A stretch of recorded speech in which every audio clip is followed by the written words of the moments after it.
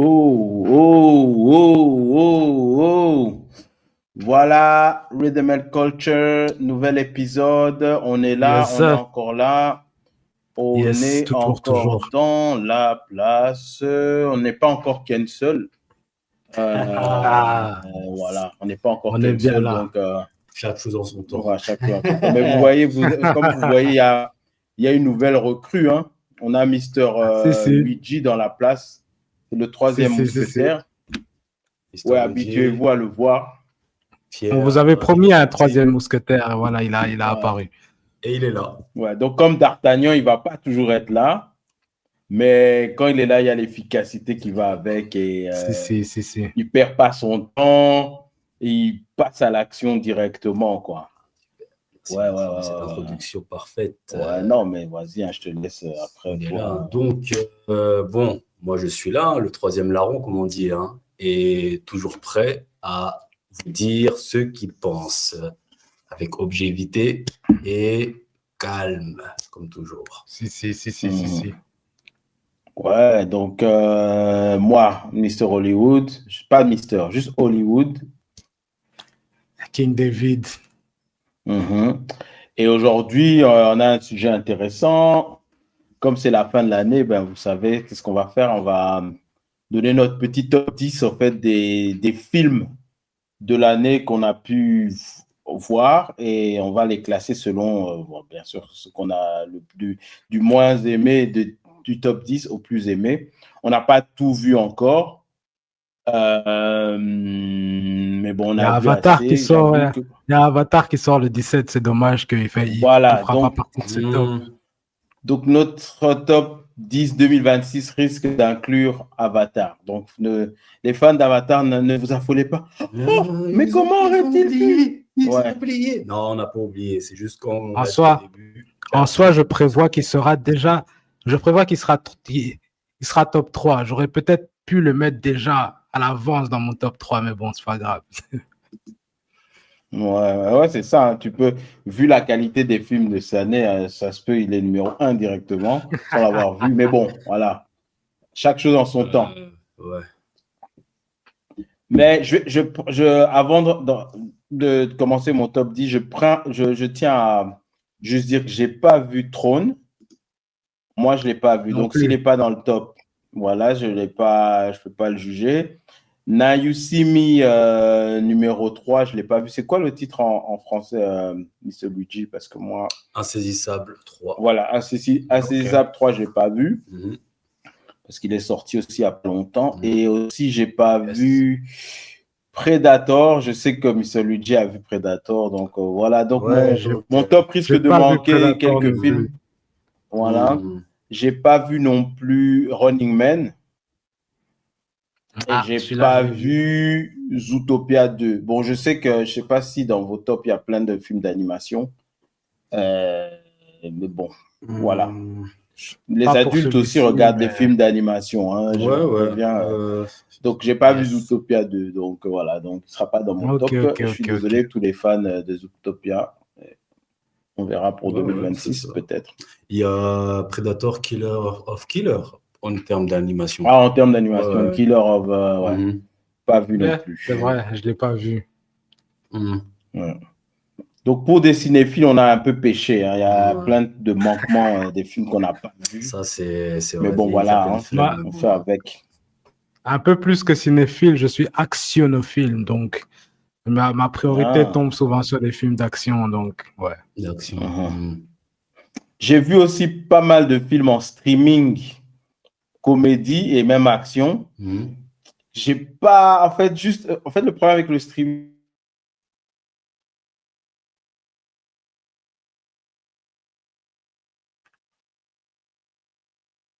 ça vaut que je le mette dans le top, mais bon, surtout les comédies, il y a beaucoup de comédies, bon, comme c'est pas des blockbusters, je les ai pas mis nécessairement, mais voilà. Ok. Comme les films que tu voulais regarder avec John, non pas John Cena, avec Alan Richardson dans cette et tranche-là, Kevin James. Ouais. Là, je l'ai vu, on va dire, parce que j'ai coupé un peu avant. Mais je dis qu'il n'est pas digne, bon aussi parce qu'il n'est pas aussi terrible. Oui. Mais bon, qu'est-ce qu'on fait? On se lance directement, qui commence? Moi, je n'ai pas de dé. On se lance. On va lancer avec notre invité. L'invité, hein? Avec le troisième mousquetaire. L'invité. Avant de commencer numéro 10, est-ce que tu peux donner un peu ton honorable mention, titre honorifique des films qui ne sont pas dans le top 10, mais qui ont besoin d'un petit clin d'œil?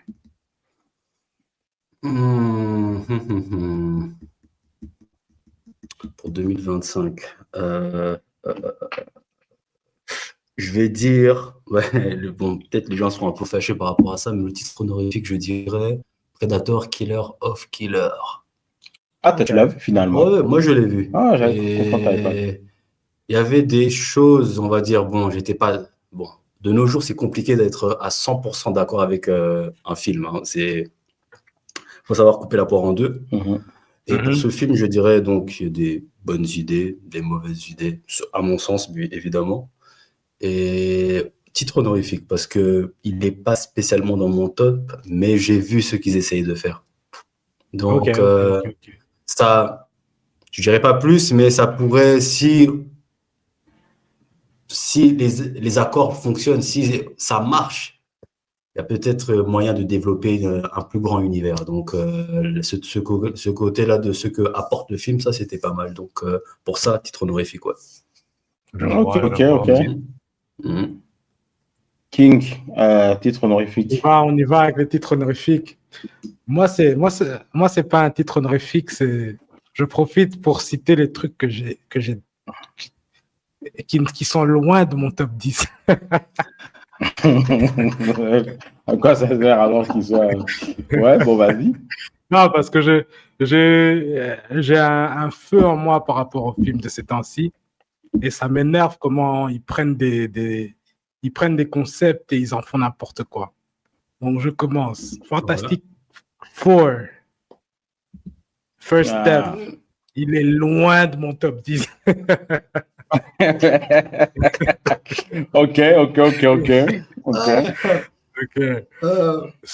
Superman, il n'est pas loin de mon top 10. Superman est peut-être, 12. Mais pour revenir sur Fantastic 4, le film, il y a rien dedans. Il est nul. Non, il se passe rien. L'histoire. Mais j'ai pas envie de le critiquer trop parce que il est peut-être dans mon top 10 ou dans le top 10 de Mr. Luigi. Je préfère être honnête. Je ne suis pas dans mon top 10. Ok, alors, pas de spoil. Vas-y, lâche-toi. Honnête d'entrée. Ouais, je disais. Il y a l'histoire. Il y a des espèces de plot twists qui n'ont aucun sens.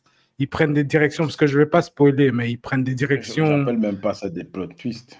J'appelle ça des... Ils prennent des directions qui n'ont aucun sens. Le tournant de l'histoire et ce qui pousse, ce qui drive l'histoire, c'est un truc. Allez, next. Ça me chauffe juste d'en parler. Ok. Moi, je ne l'ai pas dans mon top 10, 4 fantastiques, mais j'avoue, il était pour une seconde. Pourquoi? Parce que le temps de me rappeler, en fait, tous les films que j'ai vus cette année, je les ai d'abord notés. Je l'ai mis au numéro 10. Après, j'ai fait mon top. Puis, quand je me souvenais de certains films, il a sauté, je crois, au numéro 45. Bon, mais titre honorifique. Moi, parce que j'ai fait, j'aime toujours exagérer, j'ai fait un top 14. Je vais citer celui qui est au top 13. Parce que je pense que c'est un film que personne pense et personne n'a voulu tester. C'est un film français.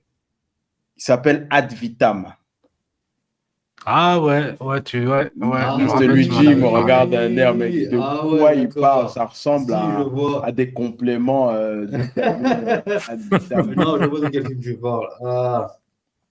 Mais en fait, si vous aimez un peu les films à l'ancienne comme Banlieue 13, et tout ça, ben c'est pas ça. Mais c'est dans l'esprit où tu vois un film français qui veut se prendre américain en fait. Il veut se prendre américain. Il y a des bonnes chorés si vous aimez les fights. Il y a des bonnes scènes, il y a des bonnes idées et ça peut vous surprendre. Franchement, ça peut vous surprendre.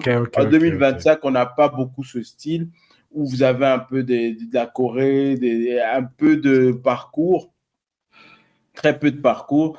Mais, mais voilà, il y a des bonnes intentions, on va dire. Ouais. Donc, je vais dire Ad Vitam comme titre honorifique et rapidement, parce que je sais qu'il ne sera pas dans votre top 10, je vais faire un clin d'œil à Den of Thieves, Pantera.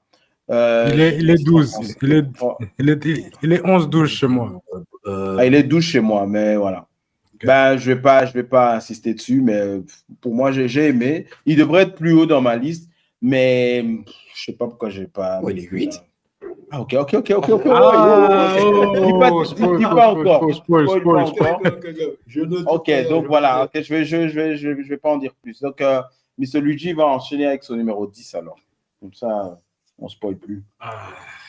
Numéro 10. Superman. Ok. Superman. Allez, sans spoiler, qu'est-ce que je pourrais dire? Je vois en fait que moi, ce que je me suis dit que avant de voir le film, c'est que Gunn, il va réussir à imposer son style. Je me suis dit que ça, c'est pas un secret. Hein. Moi, quand on me demande c'est qui ton meilleur Superman, je dis Cavill d'office. Cavill. J'ai pas de problème avec ça, j'assume. Moi, c'est Cavill. Fan club. Moi, c'était Cavill. Mais je savais. Release the Snyderverse. Oups. Ouais, c'est tout, mais vraiment, c'est tout.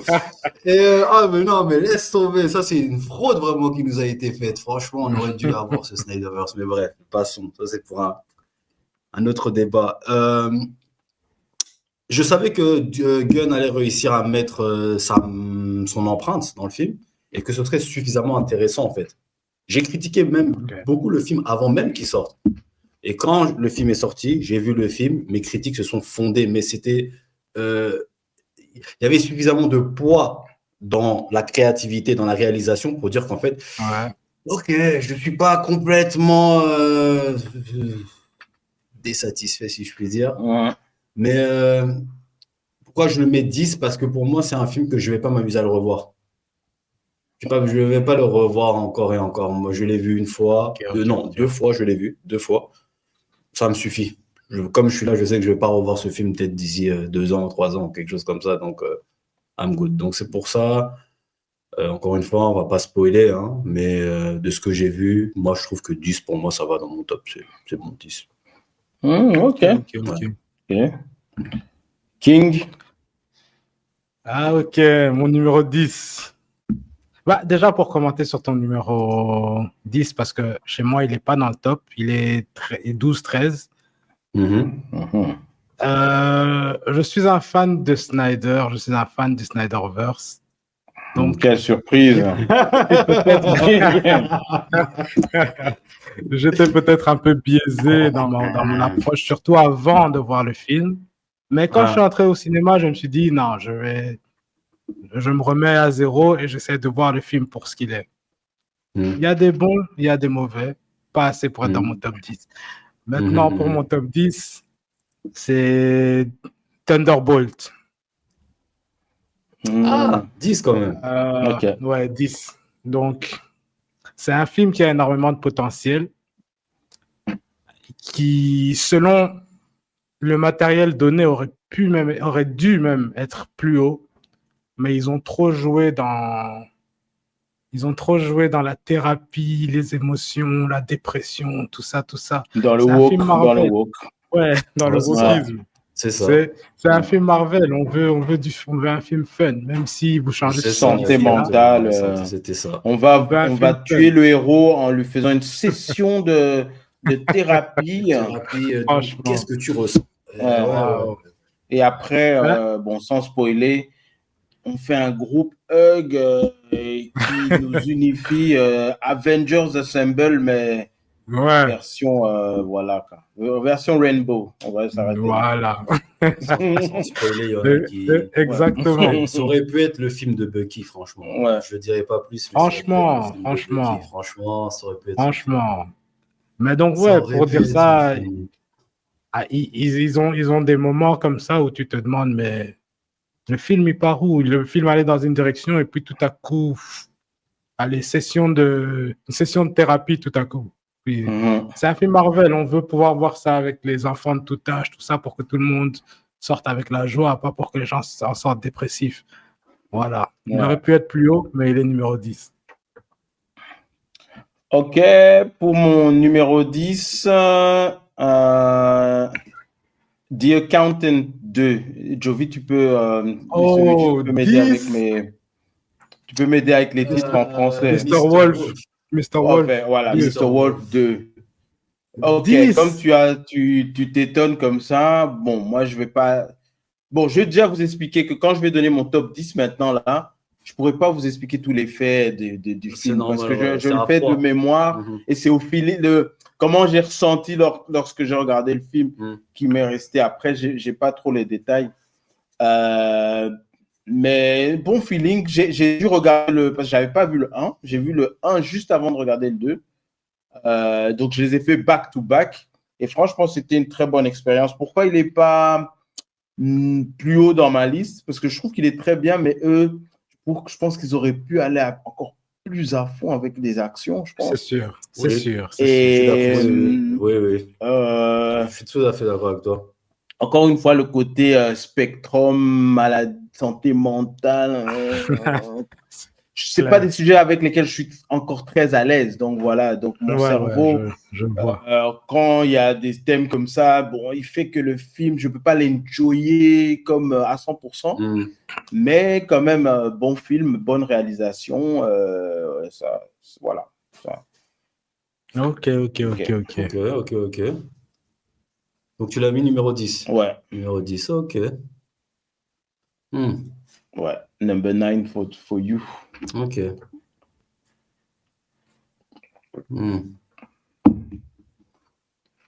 Donc, pour moi, le numéro 9, Thunderbolt. Ok. Mais après pourquoi moi, je veux dire, je vous dis tous, tout le monde, et les gars, moi, je vous dis, je serai toujours dur avec les films Marvel et DC. Je serai toujours dur avec eux. Je peux y avoir de la facilité pour d'autres films, d'autres franchises, mais quand on me dit Marvel ou DC, moi, je suis pas dans le délire de je veux Marvel qui gagne, je veux DC qui gagne. Moi, je suis pas dans ces trucs-là. Moi, c'est des trucs de super-héros. Quand j'étais petit, je lisais les deux. Je n'avais pas de préférence. Moi, dans cette chaîne, vous verrez que moi, je suis aussi le gars qui peut ramener des mangas, qui peut ramener de tout. Donc, voilà. C'est notre reporter. Donc, manga. Par rapport à ça, moi. Manga, film d'horreur. C'est ça, film d'horreur. Donc, voilà. C'est le côté que nous, on manque un peu. On est actionnophile. Et. Donc, numéro 9, parce que pour tout ce qu'a dit King, moi aussi, je suis d'accord, et aussi ce qu'a dit Hollywood, c'est parce que c'est des super-héros. Moi, je ne suis pas là pour voir, en fait, des histoires de sentiments. Moi, je veux que vous soyez héroïques, agissez. Et ça s'arrête là. Et aussi, un truc, encore une fois, je l'ai dit tout à l'heure, ça aurait dû être le film du Winter Soldier, du White Wolf. Ça aurait dû être son film. Et en fait, le fait que vous voyez, parce qu'il faut voir que dans l'univers des films super-héros, particulièrement super-héros, la fenêtre d'opportunité, elle n'est pas forcément ouverte, elle est réduite. Si un tel film rate, c'est pas dit que même si le prochain film est bien écrit, l'influence du public va influencer sur la réussite du film. Donc, on peut dire que déjà que la réputation des films de super-héros n'est pas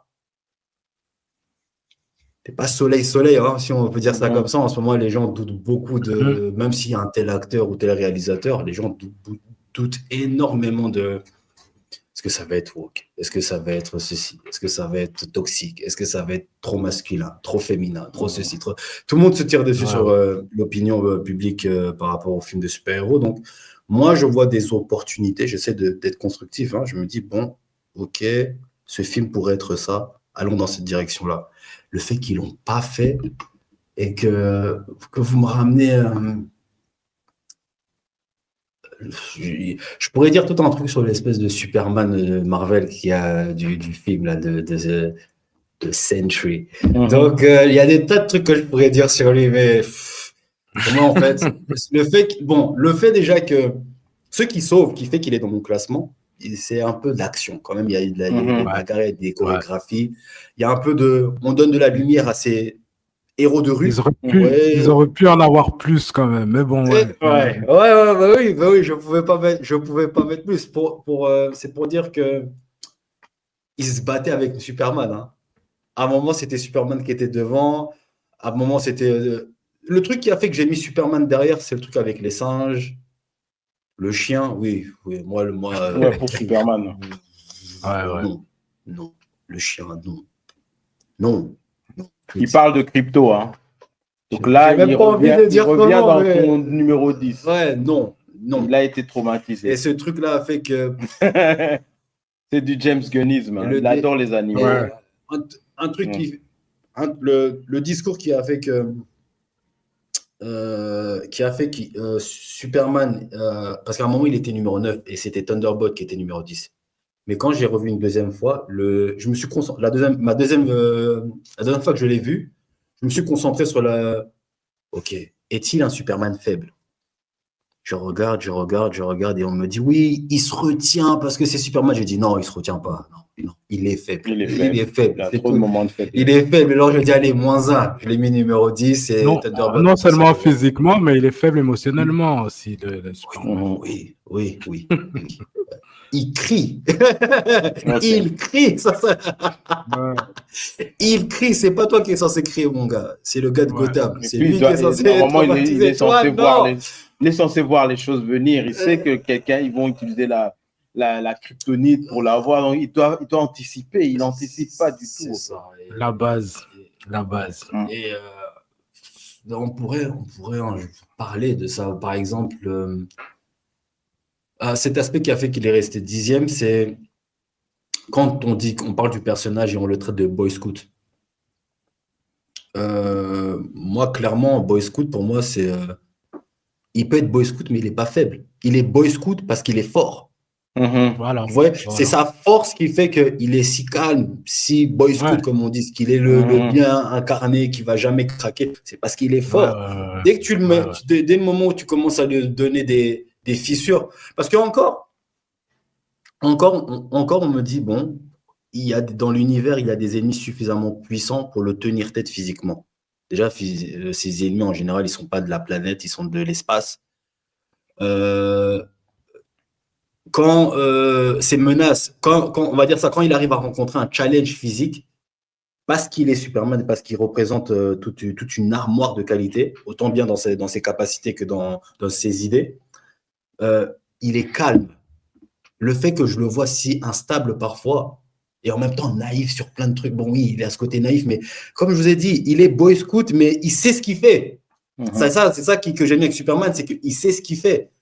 Et en fait, j'avais l'impression que ce Superman-là ne savait pas ce qu'il faisait, en fait. Il y a des moments... Ouais, il était... mec, tu te retiens, on va t'emprisonner. Si tu n'as pas l'aide extérieure, comment tu fais, en fait? Et en fait, c'est ça, c'est l'aide extérieure qui a dû sauver la mise pour qu'il puisse faire son truc. Donc, pour ça que je l'ai mis 10, mais bon, on va un peu fermer la parenthèse par rapport à Superman parce que c'est déjà le numéro 10. Donc, le 9, là, le Thunder... comment dire, vous voyez l'époque de Captain America, Winter Soldier, Civil War. Tu parles d'une époque. Non, mais l'âge d'or. C'est-à-dire qu'on a l'âge d'or du MCU. Oui, regardez, faut que vous sachiez un truc, les gars. Nous, on aime bien l'univers super-héroïque, on aime bien les super, mais on a une affinité avec les héros de rue. Ceux qui cognent, qui doivent s'entraîner, qui doivent se battre. C'est encore important de cacher ton visage, mais bref, ça c'est une autre histoire. Mais le fait qu'en fait j'attendais la rédemption sur ce film. J'espérais pas trop, mais je l'observais pour aller dans cette direction-là, la rédemption. La rédemption n'est pas venue. il y a le numéro 10. Je critique le fait qu'il y avait trop de cassures émotionnelles. Là, il y en a encore dans ce film. Donc, à un moment, je me suis dit, ouais, tu vas pas aller plus loin. Ouais. Tu Ok, vas pas aller plus loin. normal, Tu vas pas aller plus loin. normal. Donc, voilà, numéro 9, Thunderbolt. Et encore, je Ok. tiens à préciser de Sentry. Ah. Voilà. Ok, Ouais. c'est bon. Mon numéro 9, le film, c'est K.O., film de Netflix avec Cyril Gannett, un film français. Le film, il est assez, je vois que Hollywood ne s'attendait pas. Le film, il est simple. Je crois que je l'ai pas vu. Bon, je Ouais. l'ai pas vu. Bon. Le film, il est simple. Cyril Gannett, c'est un gars du MMA français. C'est le protagoniste du film. Et il casse il frappe des gars. C'est assez simple. C'est ça le résumé. C'est ça comment on appelle ça, le pitch. Le pitch. Ouais. Le synopsis. Donc voilà, c'est ça. j'ai pas beaucoup plus à dire. Voilà mon numéro 9. Non, mais ça parle, ça parle. Hein. C'est bon. Ok, mon numéro 9, moi, c'est A Working Man. Avec Statham. 9. Oh là là là là. Mais il y a d'autres, En fait, il faut comprendre que je juge aussi un film par rapport à... Le film peut être bien et tout, mais il faut que je sente aussi le budget. En fait, il faut que je sente du blockbuster, en fait. Peut-être c'est ça qui m'a... Ça, c'est ma façon de... Je crois que c'est comme ça que j'ai classé, hein. Peut-être inconsciemment, parce que je redécouvre aussi mon top 10. Hein. Et là, je lis. Je veux pas lire ce que j'ai mis en dessous. Et moi-même, je dis, mais pourquoi, en fait, il est numéro 9? Mais on le saura. Mais vous savez, bon, c'est pas le meilleur Statham, mais c'est un Statham efficace. Il est là, il fait un métier. Hein. Là, il était juste un travailleur. En fait. Oui, working man. Il avait déjà fait le mécano. Il a déjà fait comment le gars d'abeille là? Comment t'appelles ce métier là? Apiculteur. Voilà, apiculteur. Il avait déjà fait l'apiculteur. C'est ça. Il a fait le chauffeur, hein, un transporteur. Ouais. Bon, maintenant, il fait un maçon en fait. Ouais. Et on le voit pas maçonner du tout dans le film. Voilà. Il utilise les briques pour frapper et voilà. Donc, il maçonne quelques gars. Voilà. Il bétonne les gars. Et voilà, c'est ça le pitch de synopsis. Et bon, voilà, c'est un film que tu enjoy. Bon, quand tu connais Statham, tu dis, ouais, bon, c'est un peu pareil. Mais comme il n'y a rien d'autre qui se fait comme ça, ben bon, c'est bon. En tout cas, ça m'a bien rempli le ventre. Moi, je suis bon. Voilà, je vais être bref. Hein. C'est pas compliqué comme Superman ou Thunderbolt où il y a des plots, sous-plots et tout. Non, voilà. Voilà. Voilà, numéro 9, A Working Man. Okay. Le maçon. Mr. Luigi, tu enchaînes le numéro 8. Pour l'instant, moi et King, on est très similaires. Hein. Effectivement. Wow. Ok. Moi, je suis dans un autre univers. Parce que, comment dire, j'ai mis KO parce qu'en fait, tout ce qui s'est passé dans le film, c'est à quoi je m'attendais, en fait. Ouais. Oui, moi, je voulais juste un gars qui cogne. Tape le gars, saute, fait des coups, c'est tout ce que je voulais, en fait. Et je pense aussi que, comme j'ai eu la déception avec les deux autres, parce que j'avais vu d'abord... Attendez que je dise pas n'importe quoi. J'ai vu Superman, j'ai vu Thunderbolt, et KO, je l'ai vu après. Ok. Et je pense que la déception venait surtout de Thunderbolt. Et comme il n'y a pas eu assez d'action comme je voulais, et que j'ai regardé KO, c'est monté en fait. En fait, c'est ma manière de cracher sur le manger. Actionnophile, hein, c'est ça. Je me venge en fait, je suis fâché. Je dis, allez, regarde. Ta dose de rossé. C'est ça, tu descends de mon classement. Regarde, et du coup, KO a pris la place. Donc oui, voilà, Cyril Gane. Grand espoir français pour qu'on ait une ceinture à l'UFC. Petite pub, oui, parce que voilà, je regarde l'UFC aussi. Et ouais, les sports de combat. Basket, UFC. Ouais. Ah ouais, donc ça, c'est aussi notre C'est ça, quoi. sport personne UFC. Exact. Mais je peux rajouter un je truc regarde aussi controversé. l'UFC, donc je suis juste un peu nouveau, mais je regarde aussi l'UFC maintenant. Ouais, voilà. Je peux dire un petit truc controversé. Mm. J'aime bien les films d'action, Mm. mais j'aime moins les films d'action avec des combats organisés. Ok, je vois. Un kickboxer, film comme moi, ça. je veux que ça conne sans que ce soit prévu, en fait. Moi, quand ils sont dans une cage, dans un ring, c'est une compétition, bon, tu tapes l'autre, machin. Mais c'est bien comme les Rocky, les Rocky, kickboxing ou bien Bloodsport. Mais je préfère que ça se batte dans la rue, en fait. Comme le film de Jai White, là, Blood and Bones. Oui, Blood compétition, mais à un moment, ça craque, en fait. Ouais. Mais bon, ça, c'est vrai que ça reste compétition. Mais j'aime bien que ça sorte un peu du... Tu quoi, on te tape juste parce que tu es méchant. Voilà, juste une question. Undisputed 2. Ouais, Undisputed. Mais en fait, quand les actions sont bien faites, ouais, c'est vrai, Undisputed, ouais. Respect. Non, c'est vrai, il y a quand même des exceptions. Je vais quand même exception. Donc, promettez-moi que le chaos... le chaos, c'est pas... Mais il n'y a pas de compétition. Au fait. C'est pas une compétition. C'est pas de la compétition au chaos. Et vous dites UFC, ils font de l'UFC dans une cage. Non, lui, il est de l'UFC en vrai. Lui, c'est un gars de l'UFC. Mais si tu regardes la synopsis du film, il se passe... C'est pas dans... Ok, voilà. C'est peut-être pour ça que je n'ai pas regardé. J'ai dit, ouais, ils vont être dans un ring en train de... Ouais, je comprends parce que... Non, moi, je préfère que ça se conne dehors, en fait. Il y a eu un film comme ça aussi. Un truc aussi de cage. Un français. De Cage, ouais. Je crois que c'est ça que... Voilà, quand vous me dites KO, j'associe à ça. Ok, je vais attester alors. Je ne vais pas prendre de temps. Vas-y, donc c'était numéro 8, c'est ça? Oui. Tu as fini oui, juste test de KO. Moi, je vais tester. Donc, on a fait numéro 8. Numéro 7, c'est ça? Ouais, mais attends. Non, c'est un numéro 8 de King. Oui, vas-y. Numéro 8, là, c'est encore une surprise. Hein. Prisoner of War de Scott Adkins. Mais toi, tu regardes des films de série B. Je l'ai pas vu. Ouais. Je l'ai pas vu. Il faut des critères pour que ça rentre dans un top. Mais non, faut qu'au moins plus de 100 000 personnes aient vu. Je ne l'ai pas vu. Non, mais je rigole, vas-y. Ouais. Non, mais contrairement à ce style de film qui est en général de qualité débattable, celui-là, la qualité est assez bien. Donc, c'est une qualité respectable. Donc, genre niveau Netflix, Amazon Prime. Donc, il a assez de qualité pour être dans le top. Et c'est Scott Adkins. Ouais. L'histoire n'est pas mauvaise, mais assez simple.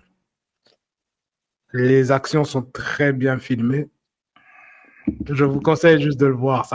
Ça cogne bien. C'est pas des grands plots, c'est pas des grandes histoires, mais ça cogne bien.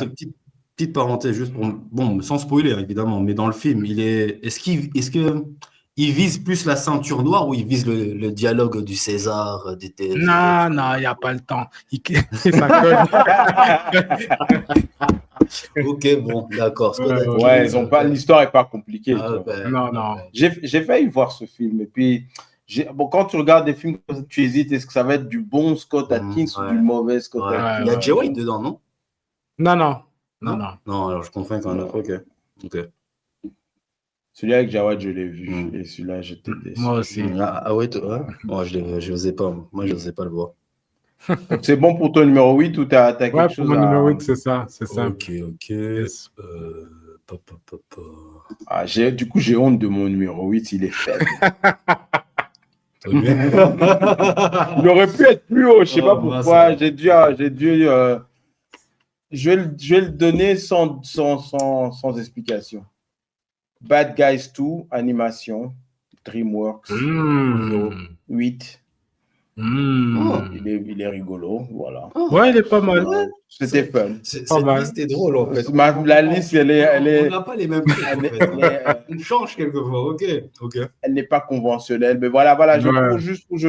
c'est ça, je vais pas traîner là-dessus, comme ça on Bah, passe. c'est bien parce Ça, que c'est numéro 8, hein. Ouais. c'est toi qui amène un peu plus la touche comédie, même si j'aime bien les films comédie, les animations Moi, je suis aussi. comédie-phile, mais Mais je sais que c'est pas trop, ça peut clasher dans nos tops, mais bon, les bonnes ouais, tant comédies ne se font mieux. plus comme à l'époque, bon, donc si je peux regarder les vrais, ceux qui écrivent bien maintenant dans les comédies sont dans les animations. Oui, je suis d'accord. Voilà. Je suis d'accord. Et donc, quand j'ai envie de rire, c'est plus ça que je regarde. C'est pour ça que. Ouais. Ouais, hein. J'étais déjà fan du 1. Moi aussi. Et donc, le 2 il m'a pas déçu. Je préfère quand même le 1, mais le 2, Ok. quand même, tient la route. Et en plus, c'est un tout en un, puisque tu peux à la fois regarder ça avec les enfants. Voilà. Ça te je suis le daron du groupe, donc, dans ce que je regarde, il y a des trucs que je découvre parce que je suis obligé de regarder certains trucs avec les enfants. Donc, eux vont rater parce qu'ils n'ont pas cette pression-là. Mais moi, des fois, je suis obligé de regarder avec eux ou de regarder avant eux pour voir s'il n'y a pas trop de bêtises. Comme ça, après, je les laisse regarder. Et voilà. Voilà, tu peux. Monsieur Luigi va passer au numéro 7. Hein. Ouais. Bon. F1. Ouh, ok. Voilà. Toi et moi, on n'a jamais discuté de ce film, donc je ne savais même pas que tu l'aurais mis dans ton. Parce que j'ai jamais eu ton avis. Non, on a. Moi non plus. Ouais. Qu'est-ce que j'ai à dire? Pas grand-chose, en fait. Visuellement, oui. Les acteurs, oui.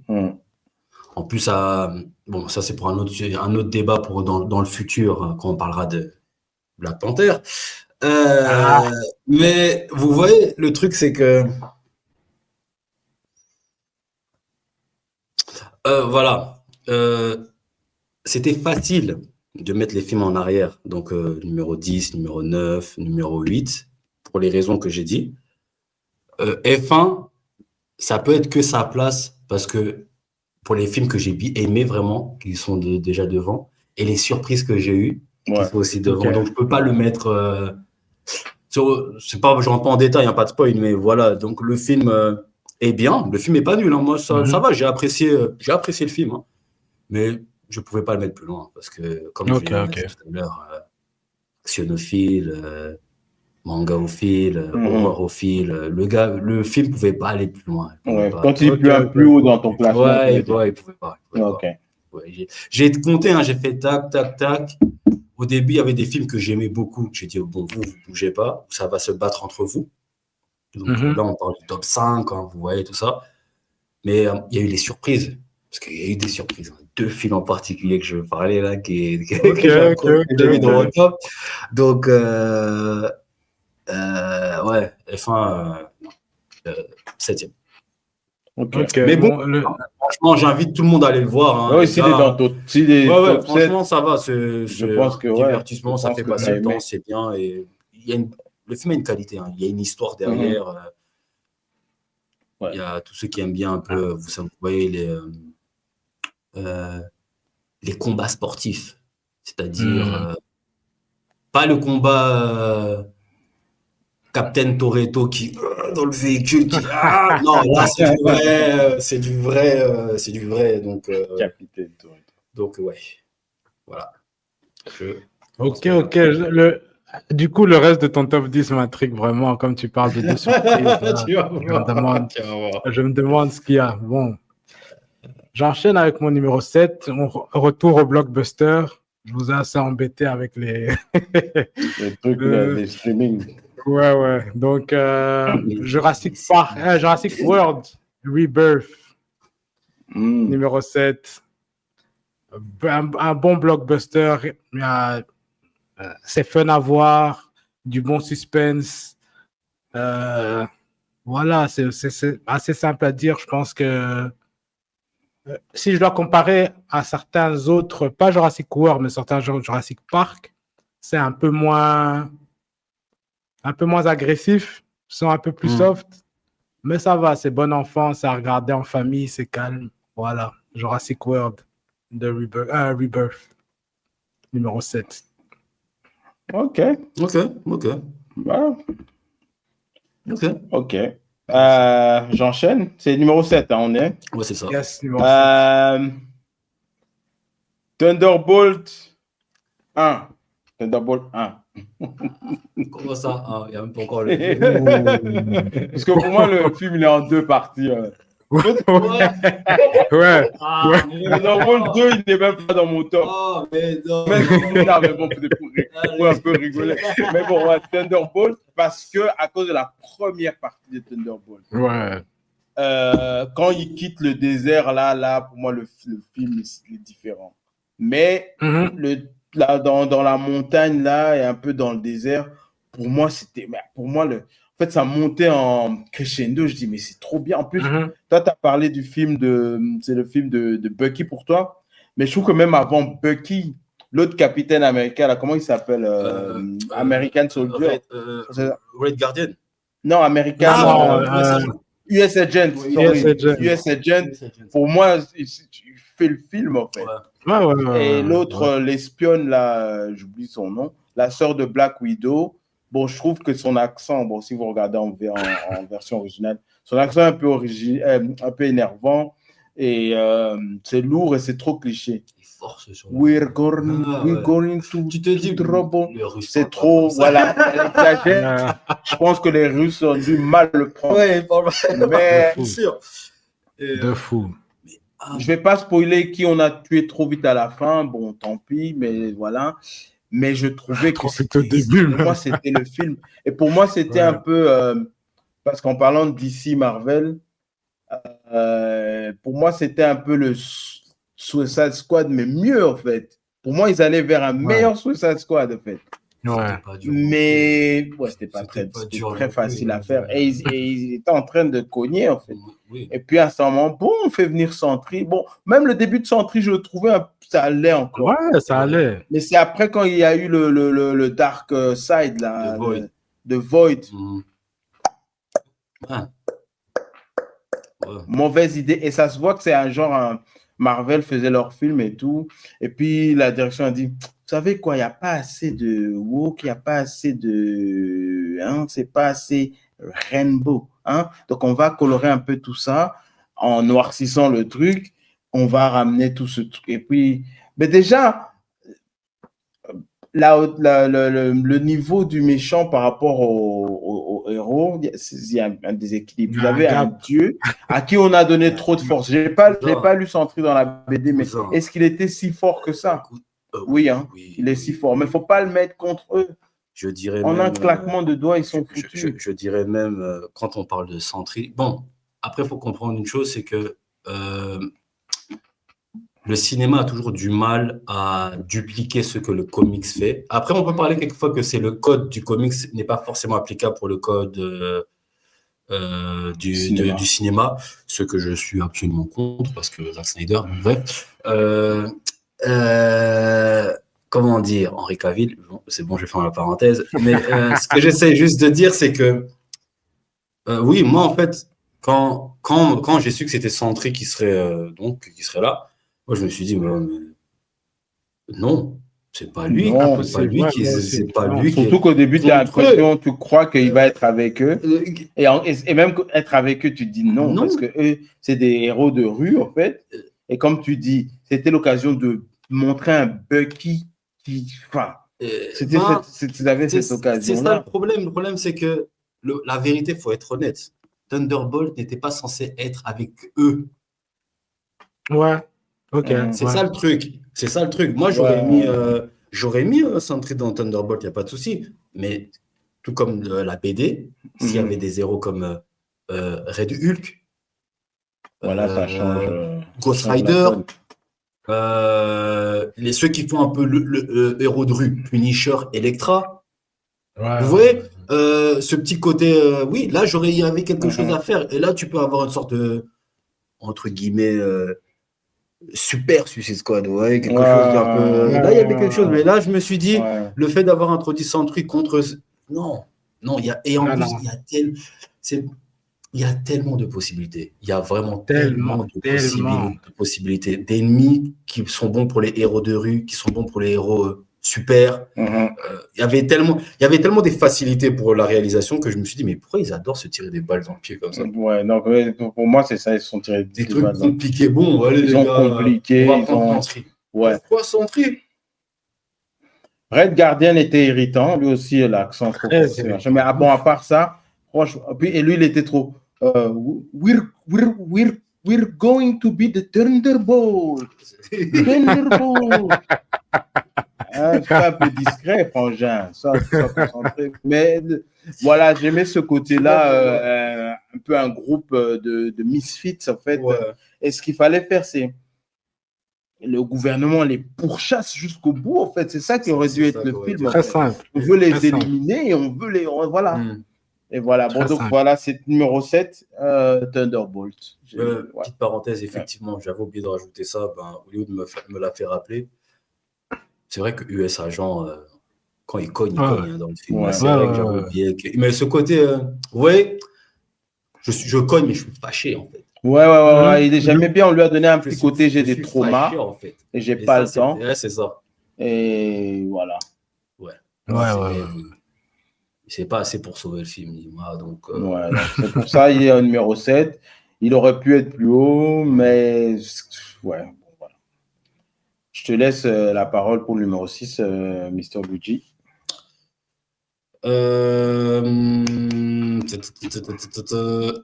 Icon 2, donc Mr. Wolf.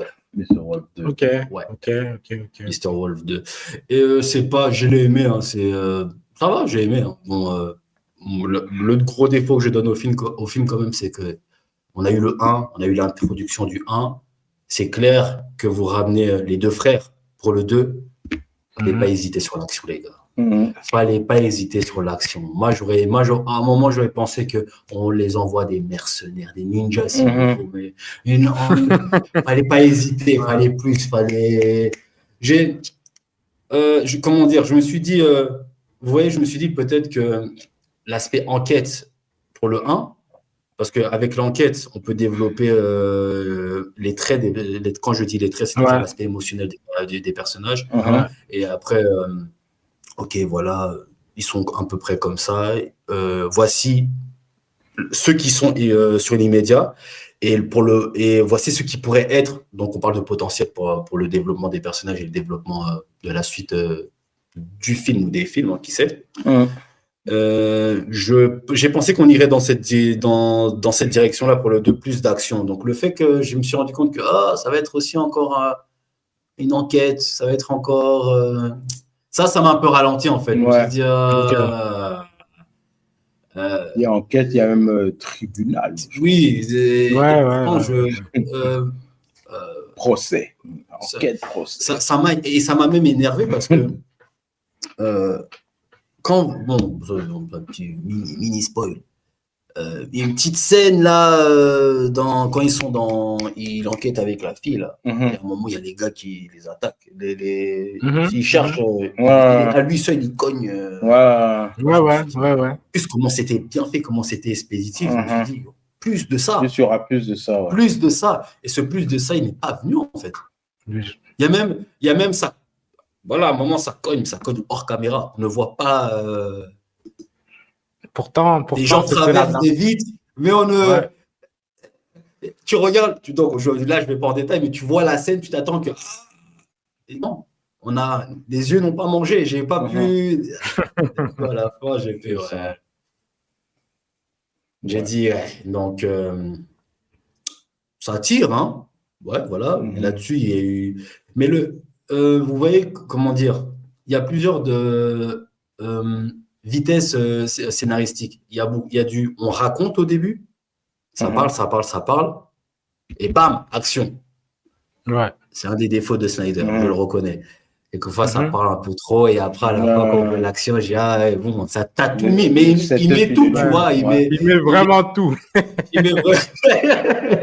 met vraiment tout. Mais le problème que j'avais avec Mr. Wolf 2, c'était au moment où ils mettent tout, pour moi, c'était pas assez.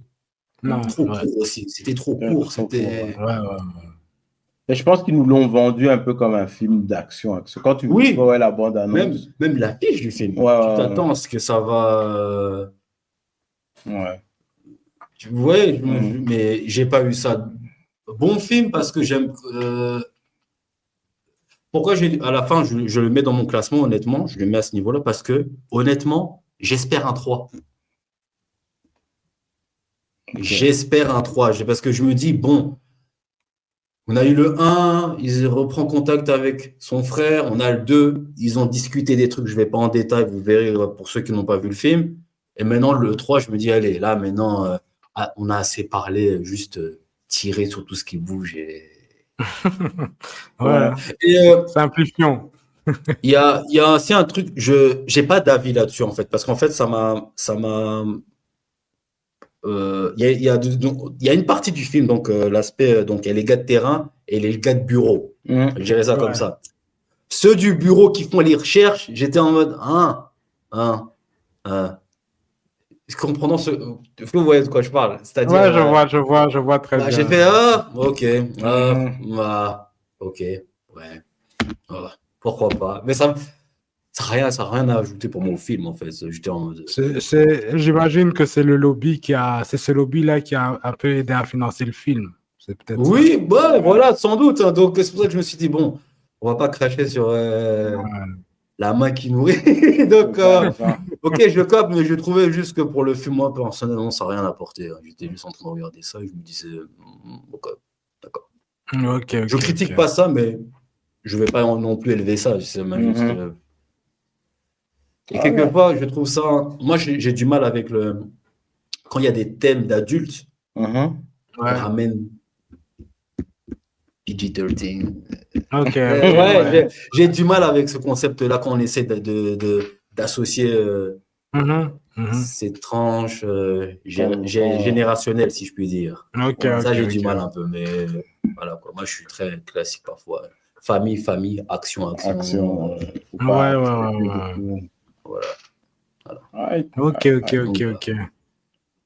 Je perds pas trop de temps, j'enchaîne directement avec le 6 qui est Accountant 2 aussi. Mr. Wolf 2.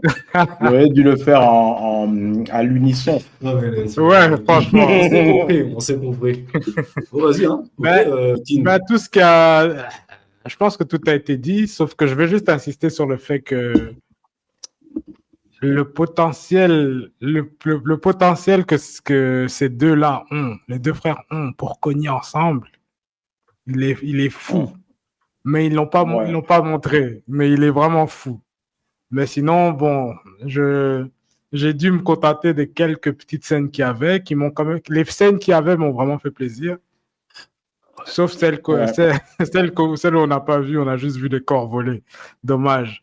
Mais sinon, les scènes qu'on a vues étaient vraiment bien. Caméra, tu fais ça dans les mangas quand ils font des flashbacks, mais dans un film, le budget, les gars utilisaient ça, en fait. C'est sûr.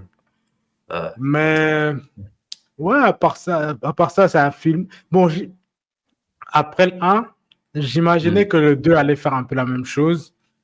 Parce que le 1 ça a traîné avant que le film commence à bouger. Je me suis dit, c'est peut-être ça leur rythme. Ils risquent de faire un peu ça dans le 2. C'était un peu moins que le 1, mais ça reste un peu leur rythme.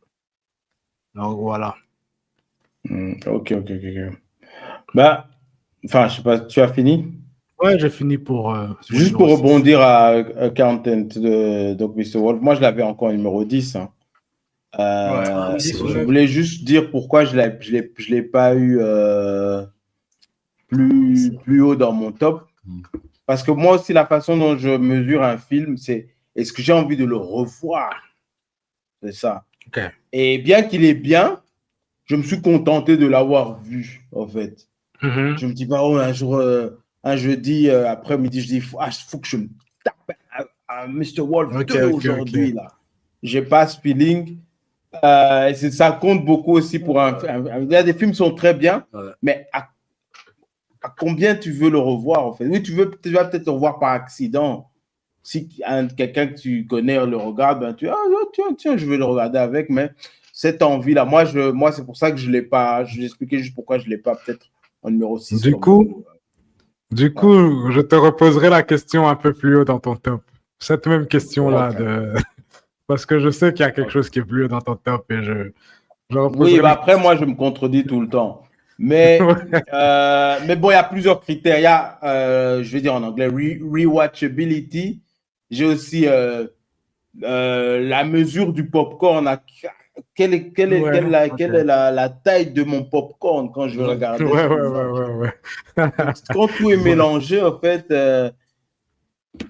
Et quand je dis la taille du popcorn, je parle bien sûr des films, des blockbusters, des films que tu te dis, voilà, les effets spéciaux sont là, l'action est là, bon, l'histoire, elle est assez simple pour pas m'endormir, mais assez intelligente pour pas que faut pas insulter mon intelligence. Donc, il faut un juste milieu, un bon acting. Il faut un peu que tout soit mélangé un peu pour que un film soit haut dans mon top. Mais je vais me contredire, ne vous inquiétez pas. D'ailleurs, j'enchaîne avec mon numéro 6 qui ne respecte pas toutes ces règles. Superman. Non, je rigole. Superman. Allez. Mr. Luigi a énormément élaboré sur le sujet, mais bon. Moi, je l'ai un peu plus haut. Pourquoi je l'ai numéro 6? Oui, le popcorn. Effets spéciaux. Wow. Bon, j'avoue, je ne vais pas donner les côtés positifs. Je vais insister un peu sur les côtés négatifs. Ouais, le Superman était faible. Le héros lui-même n'était pas à la hauteur d'un héros Superman. Je précise, les singes. Je précise, les singes. Ouais, le James Gunnisme, j'aime pas. Bon, je vais vous dire pourquoi il est si haut. J'allais voir Superman sans m'attendre à rien. Je pensais que ce serait du caca. Voilà, ce serait du caca.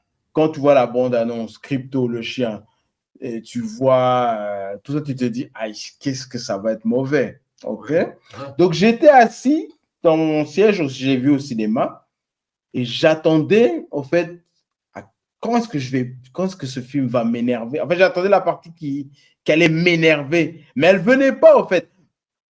Il y a des trucs qui m'énervent, mais il y a des trucs qui me... En fait, voilà, j'étais surpris par des trucs que tu vois, je souriais des fois. Je suis là, tu vois, comme c'est terrifique. Je voulais haïr, parce que le gars, il est arrivé comme ça. Il est arrivé comme ça. Je dis, mais pourquoi il est assis dans une chaise invisible, en fait? Parce que tu peux, comme Iron Man, avoir un truc volant où tu es debout, tu vois. Mais toi, tu es assis. Je ne voyais pas le... Est-ce que tu as vraiment besoin? Parce qu'on s'assit pourquoi? Pour reposer les jambes. Mais une fois que tu voles, est-ce que tes jambes vraiment... Bon, bref, je ne vais pas m'étendre là-dessus. Mais je trouvais que j'aimais bien ces gadgets. Et controverse par rapport à vous deux. Je ne suis pas un gars de Man of Steel comme vous, en fait. Ouais. Tada! J'aime bien Cavill. Ça, je ne suis pas en train de critiquer Cavill. C'est vrai qu'il représente très bien le Superman. Il aurait dû continuer. Mais le film Man of Steel, pour les mêmes raisons que vous aimez et qu'il y a ceux qui n'aimaient pas, avant qu'il fasse Superman, c'est trop long, en fait. Et il y a des fautes que j'aime pas dans le Superman de Cavill, c'est que Lois Lane découvre trop vite. Ça, eux me connaissent, ils savent, ils connaissent mes problèmes. Lois Lane découvre trop vite qu'il est Superman. Elle rentre dans le truc de comment t'appelles la solitude, la forteresse de la solitude, comme ça. Toc toc. C'est toi Superman. Oui, mais elle le découvre trop vite. Et moi, je suis pas comme vous. Moi, j'ai besoin d'un Clark Kent avec des lunettes. On ne sait pas que c'est lui. Oh, je suis Clark Kent. Oh, je suis Superman. J'ai besoin de ce truc qui est con, mais je veux que ça n'avait pas assez duré dans Man of Steel. Bon, dans celui-là, il n'y a pas ça non plus. Donc, bon, c'est le même problème. On sait, Lois et Superman savent trop vite qu'ils sont Superman. Et ils ont violé la et le problème avec Lois Lane, c'est que ce soit dans le Cavill ou dans celui-là, elle se mêle trop des affaires des grands. C'est des affaires d'adultes, des gens qui ont des muscles, qui ont de la force. Qu'est-ce que toi, tu viens faire? Tu es une secrétaire. Si j'ai besoin d'un rapport écrit, d'un article, on va t'appeler. Mais laisse-nous régler les trucs de grands quand même. C'est ça. Soit, là, je critique un film que j'ai mis numéro 6 en même temps. Hein. Mais j'aime bien franchement, je sais que vous allez me tuer, j'aime bien la tête de ce Superman-là. Je trouve que, je sais pas, il m'a convaincu qu'il était Superman. J'aime bien la tête de Lois Lane. J'aime bien Jimmy Olsen. Jimmy Olsen, ça va. L'autre équipe, là. La Justice Gang. Le design de ce Justin, franchement, leur design, il est trash. À préciser la perruque, je tiens à préciser les cheveux blonds, là. Ah oui. Horrible. Design, ça donne pas envie de voir Green Lantern. Même si, je trouve que sur comment il a interprété le personnage, il a réussi. Il a mis le doigt peut-être ça, comme tu connais le personnage. Je trouve là-dessus, pour l'action, sur l'acting, je dis, bien joué. Bien joué.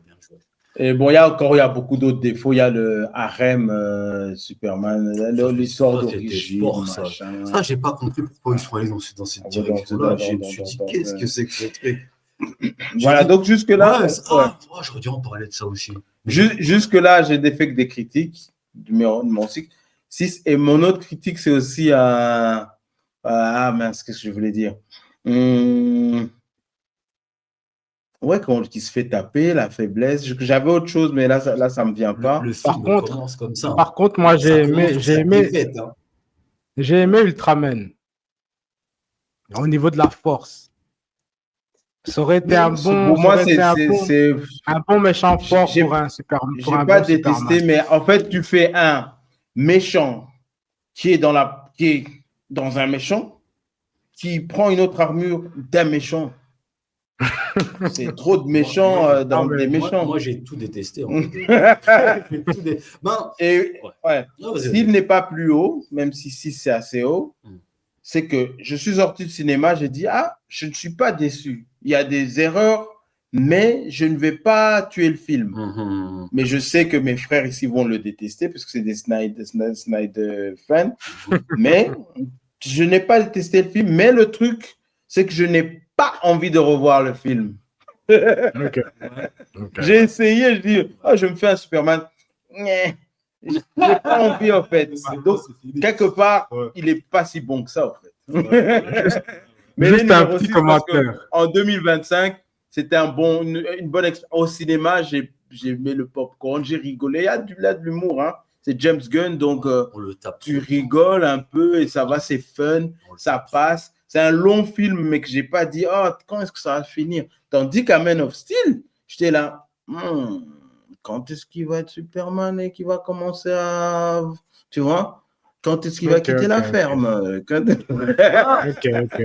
Mais juste un petit commentaire, Vas-y, dis. T'as pas de souci. Vous allez me prendre pour un fou, mais je préfère regarder la première partie de Man of Steel que l'action de ce Superman-ci. Moi aussi. Je vais vous mettre au défi de regarder la première partie de Man of Steel dès qu'on finit le podcast. Je le fais assez souvent. Je crois que l'histoire d'origine de Man of Steel aussi. En fait, il y a tout de Man of Steel qui m'énerve en fait un peu trop quand le papa il a enregistré blindé de podcasts pour expliquer. C'est la même chose ici. Non, mais il a tout prévu. Ah non, ne va pas à gauche. Tu es en train d'aller à gauche. Va à droite, s'il te plaît. Prends-le. Je l'ai déposé ici. Il dit que frère, tu as prévu quoi, Quentin? Bon, c'était l'intelligence artificielle avant l'intelligence. C'était. Non, c'est Brainiac. En fait, c'est Brainiac. C'est le même intelligence artificielle que dans celui-ci, en fait. Juste designer un peu différemment. Exactement. Mais c'est trop. Et puis, ils ont trop gonflé, en fait, l'histoire de Krypton. Krypton, on n'a pas besoin de beaucoup. On a besoin d'une planète qui explose vite et puis qui envoie Non, la première scène sur Krypton. La première scène sur Krypton, c'est trop fort. Elle est pas mal, mais c'est... Elle était géniale. Ils sont sur Krypton. Sur Krypton, vous devez être ordinaire. Après... Ils savent se battre. Et je dis oui. Ouais. Tu sens que c'est des soldats, quoi. C'est ça, en fait. Moi, j'étais chaud pour ça. J'ai dit oui, ok. Mais ils sont morts pareil. Bon, ok, c'était mon numéro 6, c'est Superman. Ouais, voilà. Non, mais après, tu sais, bon, allez, pour ajouter quelque chose, vu qu'on est un peu vite, on a un peu bifurqué sur Superman, c'est que pour moi, c'est pas difficile déjà pour le casting d'avoir physiquement un Superman. Moi, je trouve que ça passe, c'est très facile. Hein. Par exemple, j'ai pas aimé, il est dans mon top, donc j'ai quand même aimé un minimum le Superman de Gunn, mais physiquement, je trouve que j'aime bien le Superman, tu vois. Mais le costume. J'aime pas son costume. En fait, je dis que des trucs négatifs. Le costume. J'aime pas son costume. Rapidement, j'aime pas la forteresse de solitude. Il y a des robots. Tu as cru que c'était Iron Man ou quoi?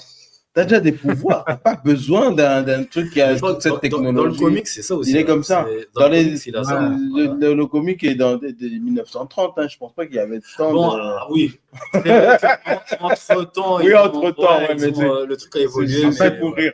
Mais parce que depuis, à partir du moment, c'est comme quand tu vois, à partir du moment où ils ont mis Superman qui a une voiture spéciale, ça t'énerve pas ça?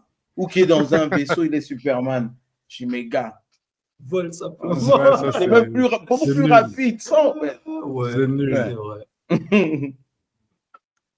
Mais ouais, je trouve même que bah ils ont, c'est un truc qui est bête. Hein.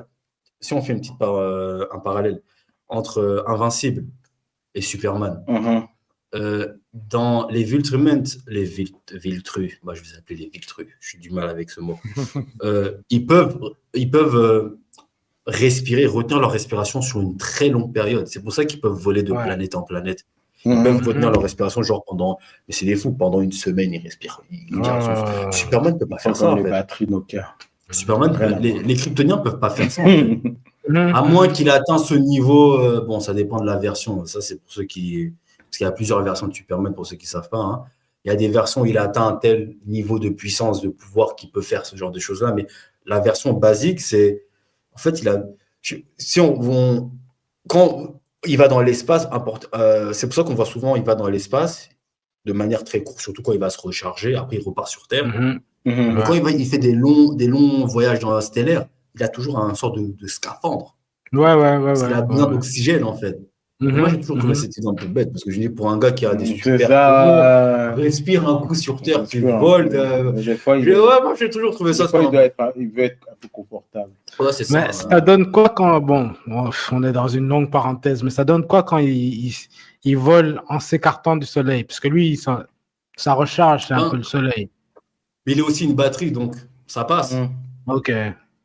Mais après, je sais qu'il vole et donc le soleil, il s'en éloigne, mais comme il y a d'autres étoiles un peu partout, ça l'aide aussi à plus ou moins. Mais techniquement, c'est pas la même énergie, parce que quand il y a un Red Sun, par exemple, il va voler jusqu'à un Red Sun, là, il aura un problème, effectivement, il aura un souci. J'avais oublié un truc. Vous avez parlé de soleil, je trouve que c'est pas très bien fait dans le film. Hein. Oui, la recharge. Mais bon, c'est pas ça. Parce que comme je n'ai donné que des côtés négatifs, j'avais oublié le côté positif. Le côté positif, pourquoi ce Superman est numéro 6, enfin, dans ma liste, j'ai vraiment aimé la performance de Lex Luthor. Lex Luthor en fait, il m'a vendu le film. Moi aussi, il est dans le film. C'est ça, en fait. Moi, franchement, c'est ça. Comme les gens, je ne vais pas comparer, mais de la même façon dont les gens ont aimé The Dark Knight à cause du Joker, c'est je mets le Lex Luthor à ce niveau-là en fait. Voilà. Je suis pas fan de Dark Knight, mais la performance du Joker quand même, pour moi, elle est elle est intouchable par rapport à. Enfin, je veux dire, Lex Luthor, j'ai aimé, mais c'est pas. Super-héros faible. Impressionné par la performance de Heath Ledger. Non. Du Batman, du fait, moi, je le regarde, Non, mais Je regarde. Tu n'es pas peut-être parlé Heath Ledger comme Joker, c'est ça qui... Non, Heath Ledger, je n'ai Non, rien à du dire. film. Ok. J'ai eu peur. Sa performance en tant que Joker, elle était exquisite. Ouais, ok. J'aurais aimé que tu dises le contraire. Non, j'aime bien. Secouer la planète. Non, moi, c'est le Batman. Mais Jovi. Jovi. Batman de ce film, ouais. Jovi, moi, Mr. Luigi. Oui, De quel Batman tu parles? Dans... Nolan. Il n'y a pas de Batman dans The Dark Knight. Il n'y a pas de Batman. Ah, Mr. King, il dit qu'il n'y a pas de Batman. Il n'est pas dans ce film. En fait, oui, voilà. C'est... Les gens, regardez, soyons honnêtes, à chaque fois que vous pensez à ce Batman, à part les fans hardcore de Nolan qui disent « Ouais, ce Batman, il a fait un Batman réaliste. » Bon, vous, ok. Bon, pour moi, vous êtes une cause perdue. Moi, je parle des vrais, là, les gars. Je vois que vous regardez ce Batman. Vous pensez plus au méchant ou au Batman? Mais c'est les gens, ils pensent plus aux méchants. Ils aiment bien le 2, Joker. Le 3, Bane. Même si certains diront c'est pas le meilleur Bane. C'est pas... Non, mais Bane. Le 1, personne. Oups. Au frauduleux, la fraude de Batman qui est dans ce film. Donc, les gars. Ouais, il faudra qu'on fasse un épisode spécial pour les films qui sont surcotés. Ah oui, ouais. The Dark Knight, number 1.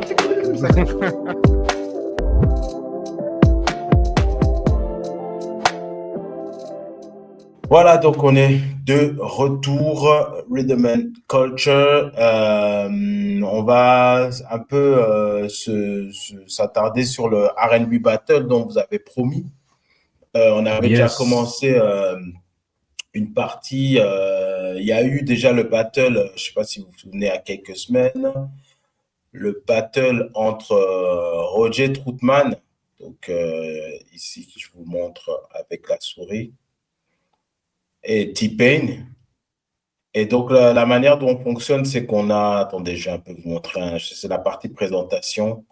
Donc on a un peu ce graphique style NCAA tournament, là, le Final Four, pour ceux qui connaissent, hein, donc le tournoi de basket collégien aux États-Unis.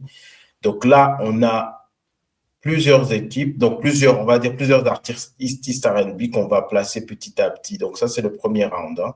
Donc je vous montre ici round 1. Donc petit à petit, on va donc rajouter donc un artiste pour King et un artiste pour moi. Le gagnant passe au deuxième tour. Toujours au premier tour, un artiste pour moi, un artiste pour King. Et là, on va avoir 64 artistes. Bon, on va dire 32 de chaque. 32 pour moi, 32 pour King, qu'on va placer petit à petit et après voir le gagnant qui passera au second round. Donc, le premier battle qu'on a fait, de head-to-head, c'était Roger Troutman contre T-Pain. Comment on fait pour décider, vu que, bon, on ne fait pas une émission directe, donc on ne va pas compter sur les votes ou quoi que ce soit. On regarde directement avec ChatGPT. Oui, ChatGPT, c'est notre assistant pour ce tournoi, qui va un peu compiler pas mal de stats, palmarès de l'artiste et tout, voir un peu, accumuler un peu tous ces faits et voir qui pèse, quel artiste pèse plus lourd. Donc, dans Roger Troutman contre T-Pain, T-Pain est passé, hein, donc j'ai perdu. Là, normalement, j'aurais dû mettre... ouais, donc T-Pain est passé. Et donc, on verra beaucoup plus tard qui sera le match-up de T-Pain. Donc, pour ne pas que ce soit trop calculé de ma part, ce que je vais faire, je ne sais pas si tu me suis, King, au lieu d'aller en team 3, team 4, je vais faire le match-up en team 64, team 63, 64. Si je le fais là, dans ma tête, je vais un peu calculer, OK, là, il y a T-Pain, qui je peux voir qui peut attaquer T-Pain. Bon, bien sûr, ça se fera sûrement, mais je n'ai pas envie que ça se fasse aujourd'hui. Honnêtement, c'est parce que je n'ai pas prévu un artiste qui peut taper T-Pain, donc je préfère commencer comme ça on a commencé aujourd'hui. Donc, petite précision par rapport à mes artistes, par rapport aux artistes d'Hollywood. Moi, j'ai la génération à partir de 2000 jusqu'au présent, disons. Donc, Ouais, et donc lui, 2020 il à peu a, près. ouais, 2020. Donc, et lui, il a les artistes à partir de 1980 jusqu'à 1999. Donc, Ouais. Donc voilà. Donc je suis de l'ancienne génération, il est dans la génération, on va dire, plus courante. Euh, voilà, donc c'est une battle des générations. Même si clairement, dans ma tête, la génération d'avant est supérieure. Mais bon, c'est pas ça le débat aujourd'hui, hein. C'est ChatGPT qui va décider, I guess. OK. Un match aujourd'hui. J'aimerais bien avoir tu vois, comme dans les trucs, une roulotte. Là. Trrr, ouais, ouais, ça ouais, tourne et ouais, puis ça ouais. tombe sur un artiste. La fois passée, c'est qui a décidé en premier? C'était moi. C'était toi. OK. Donc, cette Ouais, fois-ci, il faudra qu'on retienne parce que ce ne sera pas évident au bout de 32 ouais, ouais, match-ups. ouais, ouais. Donc voilà, moi je vais prendre comme artiste, je suis en train de regarder dans ma liste, hein. Bonne chance à toi. Je vais prendre.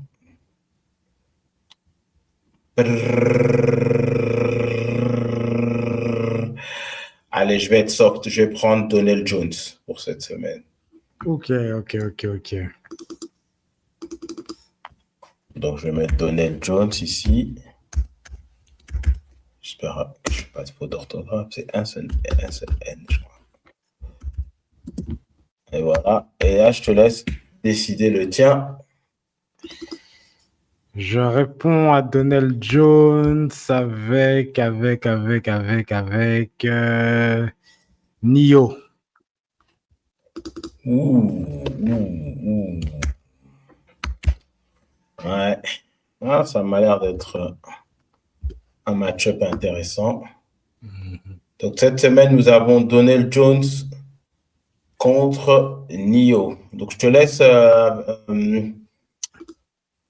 computer tout ça dans ChatGPT. Yes, Je vais yes, juste yes, enlever yes. l'écran ici.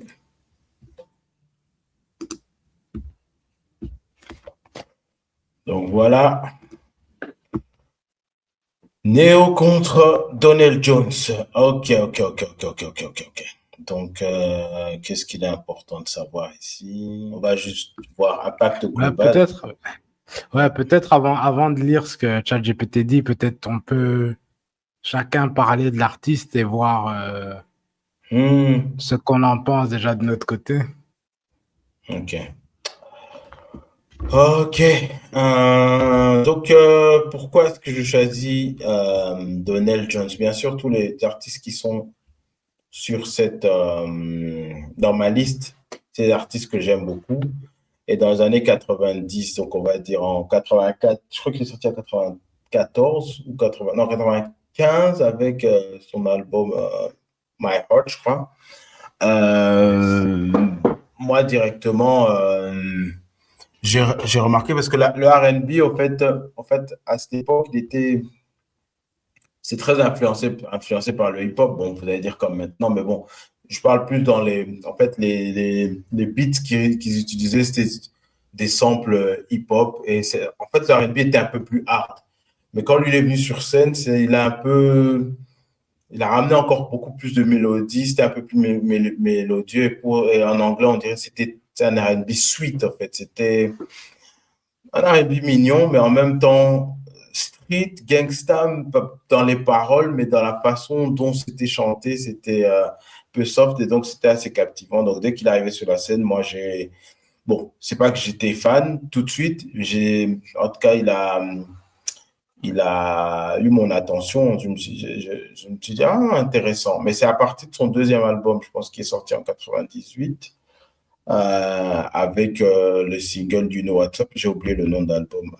Donald Jones. Ouais, c'est Where I Wanna Be, je pense. C'est Yes. ça? Where I Ouais. Wanna Be, ouais. Cet album,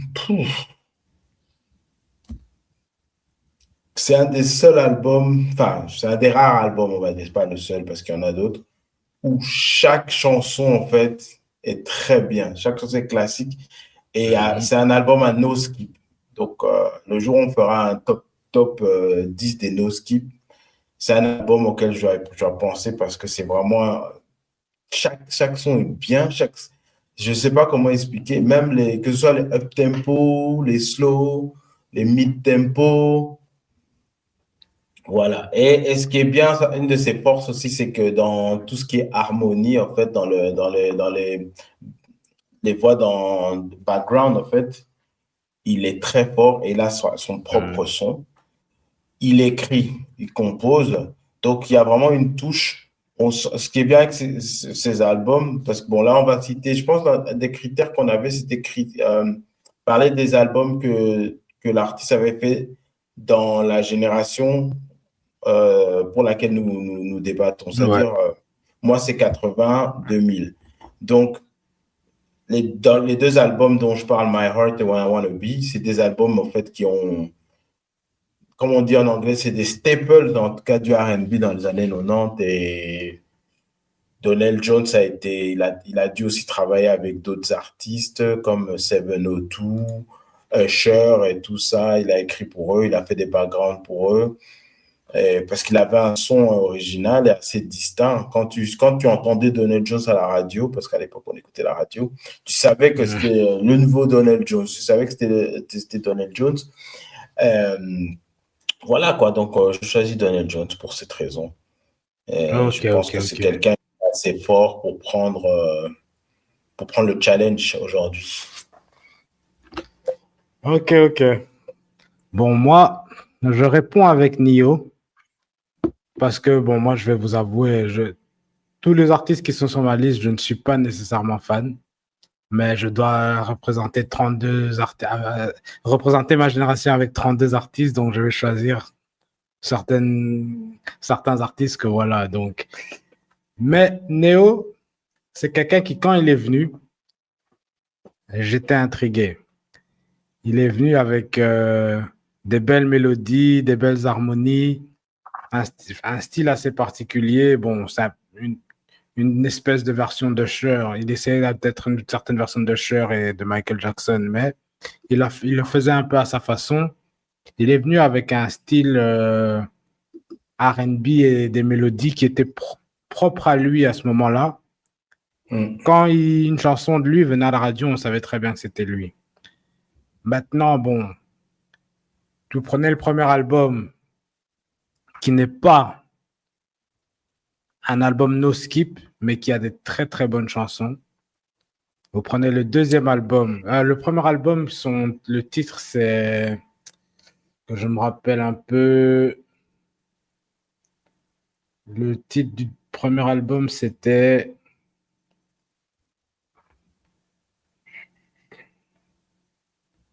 Ma recherche traîne un peu, mais... OK, In My Own Words. In My Own Words, qui était un très bon album. Si vous prenez les titres comme Mirror, qui est une très belle chanson. Vous prenez Let Go, très belle chanson. Bon, bien sûr, la chanson que tout le monde connaît, c'est So Sick. So Sick. C'est un smash. Un smash, mais à un moment, ça passait tellement à la radio que j'ai commencé à détester la chanson tellement elle passait. Donc, ouais, on était So Sick. Love song. So Sick of So Sick. Voilà. Donc, ensuite, il a suivi avec un deuxième album que tout le monde aussi connaît et que je pense qu'il y a quelques chansons dedans qui sont assez passées à la radio, comme par exemple Crazy avec Jay-Z ou Can We Chill qui passait quand même beaucoup à la télé, pas au niveau de So Sick bien sûr, mais quand même. Vous prenez Can We Chill, vous prenez Angel, vous prenez Say It, ce sont de très très bonnes chansons. Pour ceux qui ne sont pas encore, qui l'ont pas encore écouté, je vous conseille de faire un tour là-bas. Donc, Nio, c'est quelqu'un qui, quand il se décide de faire du vrai R&B, le fait très bien avec les éléments d'R&B. Il a une voix assez soft, donc ce sera pas comme un Joe qui a un talent vocal où il peut gronder, chanter soft, il peut faire des runs et tout ça. Non, Nio, c'est un chanteur mélo qui vient avec des belles harmonies. Et voilà. Je pense que il a des similitudes avec Donald Jones. C'est pour ça que je l'ai choisi pour répondre à Donald Jones. Ouais. C'est vrai, il y a des similitudes. Quand tu parles en termes de chanteurs, c'est des chanteurs qui ont des voix distinctes, mais c'est pas nécessairement comme on va dire, comme les Américains disent, des singers, des church singers, des gens qui ont la puissance vocale et qui ont techniquement, qui ont toutes les techniques. Ils savent le faire de manière limitée, mais je pense aussi que c'est plus des chanteurs de studio. Surtout Donald Jones, hein, parce que bon, une de ses faiblesses, c'est qu'en live, en fait, les chansons ne sonnent pas comme elles sonnent quand tu écoutes les albums. Mais ce sont des bêtes du studio, quoi. Ils savent vraiment. Ils ont un son tellement clair. Je ne sais pas s'ils ont des bons mixeurs. Enfin, en tout cas, c'est deux chanteurs qui ont un son agréable à écouter en album. Ouais. En parlant juste de Neo, moi, je dirais que sur le premier, pour moi, si je me souviens bien, pour moi, c'était un no skip. Après, les gens disent qu'on est assez large et léger peut-être dans les no skip. Moi, je ne suis pas un gars qui donne des no skip à tout le monde. Pour moi, tout album. Moi non plus, pas du tout. Mais cet album, peut-être, allez, on va peut-être mettre un son, peut-être que je skip. Et c'était Stay With Me parce que j'avais peut-être trop écouté ou c'était. Et même, non, je pense pas, je pense que ça passe. Pour moi, ça passe. Par contre, le deuxième, pour moi, c'est pas un no skip. Le deuxième, c'était pas un no skip. Et c'est à partir du deuxième. Bon, j'aimais toujours Néo, mais je trouvais que. Je trouve qu'on s'est fatigué de son son. C'était à peu près. C'est pas que c'est la même chose, mais. En fait, comme toutes ses compositions étaient un peu saturées sur le marché à cette époque, il écrivait pour Beyoncé. C'est lui qui a écrit pour Mario You Should Let Me Love You. Donc, tout ce son-là était un peu. Mario, Chris Brown ici. Chris Brown, un peu tout le monde. Aussi, ça a un peu fatigué. Et donc, je pense qu'au bout du troisième album, c'est bon. On était so sick of Neo.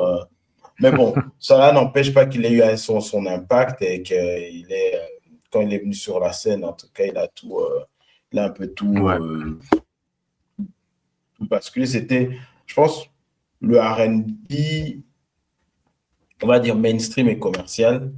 C'est lui, en fait, qui a dicté, en fait, qu'est-ce qui se passait au début des années 2000. Au niveau, on va dire, mainstream commercial, crossover, R&B, voire pop, c'est Neo en fait, qui a posé un peu ce son. Par rapport à Donald Jones, c'est plus commercial, plus mainstream, mais t'inquiète que les puristes R&B de la scène à l'époque, ils prêtaient attention à Donald Jones. Et bon, Donald Jones n'était pas seul, hein, il avait l'équipe Untouchable derrière aussi tout ce qui est instruit, et Untouchable, ils étaient déjà là dans fin des années 80, début des années 90, avec un des Untouchables, ATF, a travaillé à Uptown, et il était dans le groupe Eddie and the Boys. Donc, la New Jack Swing, c'est un peu, bien sûr, avec Teddy Riley, mais DJ ADF, c'est un grand, on va dire, il est important aussi dans cette scène, la New Jack Swing, et donc, la transition vers les années 90, il a un rôle important aussi dedans. Même ceux qui ont, si vous vous rappelez, quand on a fait le top 10 des groupes R&B, on a cité EDF quand on parlait de intro. Voilà. Si vous pouvez faire la parallèle, c'est ça. Et l'équipe Untouchable était aussi importante. C'est le premier album de Cher que personne connaît, qui est sorti en 94. Ben, il y a Donald Jones, Untouchable, tout ça qui ont bossé aussi dessus, quoi. Et il y a une chanson de Cher, si on écoute bien, c'est Donald Jones qui chante derrière. Juste pour l'info, Donald Jones, avant d'être en solo, il avait un groupe. Il était dans un groupe qui s'appelait Porsche en anglais. Mais bon, impossible j'ai essayé de chercher sur YouTube, je trouve pas de chanson d'eux. Mais bon, c'est peut-être mieux qu'il se soit lancé en solo, parce que je pense si on n'entend pas parler de c'est pour une raison. Mais en même temps, Nio aussi était dans un groupe. D'ailleurs, si tu regardes sur Internet, Nio, ils ont essayé, je crois qu'ils ont essayé de percer avec Apollo, je pense. Si tu regardes une scène sur Apollo, il est avec son groupe et on est en train de les huer parce que ils avaient des looks bizarres. Lui, il avait les cheveux teints, il avait des piercings partout. Enfin, des fois, on comprend pourquoi ils n'ont pas percé avec le groupe, mais voilà. C'est sûr, c'est sûr. Donc, donc par rapport à si je dois... vas-y. Ouais, si je dois juste rajouter un petit truc pour Nio, c'est que jusqu'à aujourd'hui, il continue à faire des albums. Je sais qu'il n'a pas le succès de l'époque, mais il a quelques bons albums encore. Si vous regardez en 2020, 2022, il est encore là. Il fait pas de la mauvaise musique avec un style un peu différent. Donc, si vous êtes fatigué de Saucic, là, c'est un peu, il a réadapté un peu son style, toujours en gardant les belles mélodies et son style un peu mélo. Ok. Voilà. Ok, je vais juste lire le résultat de ChatGPT. Donc, il dit qui gagnerait dans un battle? Exemple versus. En termes tu peux remettre à l'écran. Ah oui, excusez-moi, ouais, je remets.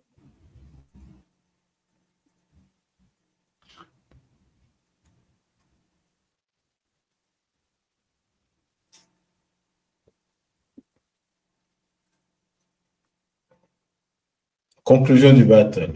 Donc, sans lire ce qu'il y a dessus, ça c'est Gemini. Bien que Donald Jones apporte l'authenticité des classiques d'une époque vénérée du R&B, Neo gagnerait probablement le battle. Son catalogue de succès commerciaux majeurs, So Sick, Miss Independent, combiné à sa capacité à jouer les chansons qu'il a écrites pour d'autres superstars, le facteur TKO de l'auteur-compositeur lui donnerait une avance indéniable en termes d'applaudissements et de reconnaissance du public général. Bon, comme il faut qu'on tranche, Ok. moi j'écouterai un peu ce que Gemini nous dit. Bon, même si on a les puristes R&B, on adore Donell Jones. Si on parle purement impact, sans même parler de Nio en tant qu'artiste, Nio, la personne et l'artiste, a plus d'impact en fait sur la scène R&B parce qu'il a donné des hits aux autres. On va dire. Ok. Il représente un peu le son des débuts 2000, enfin on va dire mi-2000 jusqu'à fin 2000. Et je ne peux pas dire la même chose pour Donell Jones, même s'il a des tubes qu'on aime et un album classique pour moi. Je ne pense pas que ça a impacté autant. Donc si on se base sur juste l'impact et le rôle de chaque personne, pas d'artiste, je pense qu'on peut le donner à Nio. Je ne suis pas amer par rapport à ça. Pourquoi? Parce que j'ai d'autres armes qui viendront petit à petit. Et il y aura des gens, ce sera juste impossible en fait de détrôner. Ouais, j'imagine. J'imagine bien. Par rapport à Nio et Donell Jones, pour être complètement transparent, moi je préfère Donell Jones de loin. Mais bon. Ah oui, si c'est préférence, oui. Là, on essaie le plus d'être impartial, même si on a déjà nos préférés. Mais bon, le but ici, c'est pour ça qu'on se fie à des choses artificielles, parce que si on compte sur moi, Ouais. Donc, Donell Jones, c'est un de mes artistes masculin préféré, donc solo male artiste préféré. Donc, moi, ça me fait mal qu'il soit déjà éliminé juste parce que c'est un de mes préférés. Mais bon, c'est le concept du battle. On y va. Bon, pour être honnête, j'ai pas sorti ma plus grosse carte tout de suite. Donc, je me disais, bon, on y va avec Donell Jones, ça passe ou ça casse. C'est un peu comme quand tu as un jeu de cartes, on sait qu'il y a le joker, les as, le roi, la dame, le valet. J'ai sorti un 10, quoi. Le 10, ça peut terrasser pas mal de personnes, mais bon, il y a plus fort qu'un 10 des fois. Et c'est ça, j'ai voulu utiliser ça. Voilà, j'ai tenté ma chance. Quoi. Mais bon, Donald Jones, paix à ton âme par rapport au R&B Battle. Le gagnant d'aujourd'hui, c'est Neo. By the way, juste pour continuer à aller juste sur pour Neo. vous montrer. Voilà. Ah ouais. Donc voilà quoi. Donald Jones, Neo le winner. Ok. C'est intéressant pour le débat. Yep. Ok. Tu vas un peu nous dire qu'est-ce qui se passe du côté cinéma, série. Ouais. Pour mes séries, j'ai perdu une de mes séries que j'aime beaucoup, c'est BMF. Pour ceux qui connaissent, une série un peu street, drogue, vendeur, dealer, tout ça. Donc, ça retrace l'histoire de Big Mitch. Big Mitch, pour ceux qui connaissent. Même si vous ne connaissez pas, je suis sûr que vous avez entendu Rick Ross dire You think I'm Big Mitch? Larry Hoover. Donc, ouais. Donc, ça retrace un peu. Ouais.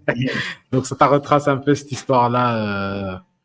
Une série pas mal, une série produite par 50 Cent, mais qui a été cancelled. Dommage. Je crois que j'avais commencé cette série quand la première saison, je crois que j'ai fait 1 ou 2 épisodes. C'est pas que ça m'a ennuyé, mais c'est pas le thème drogue, dealer, machin. Bon, je peux regarder si vraiment les acteurs m'intéressent, mais bon, c'est vrai que j'ai un peu décroché. Puis en même temps, il y avait ça, il y avait aussi Power, l'autre Power là.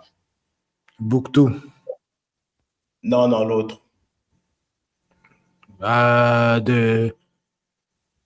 Il y a avec l'origine de. Avec l'origine de Kenan. Ouais. De Kenan, voilà Kenan. Bon, il y avait Kenan en même temps. Il y avait aussi Snowfall. En même temps, tu avais The Shine. Tu avais plein de séries qui étaient un peu comme ça, donc il fallait choisir, quoi. Et donc, si c'est comme c'est pas mon genre, j'ai préféré regarder Snowfall parce que, bon, là, au moins, les acteurs, dont Damson Idris, m'intéressaient. Et puis, c'est vrai que j'ai pas trop suivi BMF. Ouais, donc, bon, maintenant on se retrouve. Snowfall terminé, BMF parti. On sait pas trop on sait pas trop si Power est encore là. Bon, je sais que 50 a parlé de faire des spin-offs de BMF. On verra si il aura toujours la possibilité. Ouais, lui, il a beaucoup de spin-offs. Hein. Ouais. Bon, c'est un peu, on va dire que c'est lui le king du genre. Hein. Ouais. Drug dealing series. Il avait une autre série avec un dollar, mais je pense que ça n'a fait qu'une saison, ça. Ah, ok. Je vois pas ça. Ouais. J'ai un peu oublié le titre. Ils étaient en prison. J'ai regardé quelques épisodes. Mais... Ouais. BMF, c'était jusqu'à quelle saison c'était quoi la saison 4. Et elle avait déjà commencé ou ils ont coupé en... Non, la saison 4 était déjà terminée. Ils devaient faire la saison 5. Ah, ça se peut, il va la refaire et ça va être racheté par peut-être un autre service de streaming. Ouais, possible. C'est comme ça parce que c'est bête de couper. Enfin, pour moi, vaut mieux que si c'est une série qui a une histoire, parce que BMF, c'est une histoire plus ou moins vraie, autant arriver jusqu'à la fin, à la conclusion de la série. Parce que là, vous nous avez fait gaspiller 4 saisons pour ne pas nous raconter la fin. C'est pas comme un sitcom où il n'y a pas de fin, où tous les jours, ils ont de trucs-là, tu cancel parce qu'on sait que ça va nulle part. Mais quand c'est une série C'est sûr. on sait qu'il y a la suite des événements, ben, il vaut mieux être jusqu'au bout. Ouais. Bon, honnêtement, avec le pace avec lequel ils allaient se retrouver, ils pouvaient se retrouver pour clôturer la série, ils pouvaient facilement se retrouver à saison 7. Ah, ok. Bon, des fois aussi, c'est ça l'erreur. Hein. Moi, je pense que vaut mieux pas, quand tu commences quand tu produis une série, pour moi, ça c'est moi, hein, vaut mieux pas trop faire de saison parce qu'après, pour moi, tu peux fatiguer, à moins que ce soit super bien fait, super bien écrit, comme les Game of Thrones. Snowfall. Que j'ai même pas vu, ouais, Snowfall, où chaque saison a le niveau, en fait. Mais quand tu prévois enfin, je sais pas si vous avez prévu 7 saisons, comme tu dis, ou même, on va dire 5, 6 saisons, c'est assez long. Vaut mieux t'assurer que la qualité, en fait, de la série soit pareille ou supérieure, en fait, de saison en saison. Ouais. Ben, honnêtement, niveau qualité, c'est pas l'écriture à la power où tu as des plot holes et des trous de scénario et où c'est un peu mis comme du puzzle. Non, c'était une écriture assez constante, sans beaucoup de plot holes, ce qui était assez bien. Ah, ouais. Ben, de toute façon, 50 Cent, on sait que il va pas lâcher là. Hein. Le gars, il est agité. Là, je sais pas si toi, tu as vu le documentaire de Didi. Pour moi, ça m'intéresse pas. Ouais. Mais le gars est partout. C'est un gars qui, on va quand même le féliciter pour son après-carrière de rap. C'est quelqu'un qui s'est toujours assuré pour que l'argent rentre toujours. Un bon exécutif, en fait. On va dire. Ouais. On parle souvent de Jay-Z, machin, mais 50 Cent, franchement, par rapport à ce qu'il a fait avec la télévision, il mérite sa place quand même d'un des plus grands moguls, en fait, hip-hop. En fait. Ouais. Il a vraiment le sens du business, quoi. Il a toujours eu, il sait comment faire l'argent. Ouais. Mais il y a des rumeurs comme quoi Yanis peut être tradé. Il y a des rumeurs comme quoi Kawhi a demandé un trade aux Clippers. Donc, c'est... Kawhi. Lui mérite tout un épisode parce que, bon, déjà, on connaît hein, donc les problèmes légaux qu'il a hein, avec les trucs de argent en dessous de la table, corruption, pas corruption. Tout ça, c'est un sujet à lui tout seul. Et là, maintenant, tu me dis qu'il a demandé un transfert. Sachant, gars, déjà, ton histoire, elle n'est pas réglée. Tu n'es jamais en forme, tu es toujours blessé. Donc déjà, mais quelle équipe va être intéressée? Donc tu vas prendre un gars, tu vas taper son gros salaire là, pour quelqu'un qui joue jamais. Des fois, il veut jouer, mais tu sais du fond du cœur que ça ne va pas durer plus d'1 mois. En fait. Et 1 mois, je suis généreux. Donc tu vas payer un gars comme ça. Ouais, et puis il vient avec des demandes, c'est de l'ego, c'est de la gestion, non. Ouais.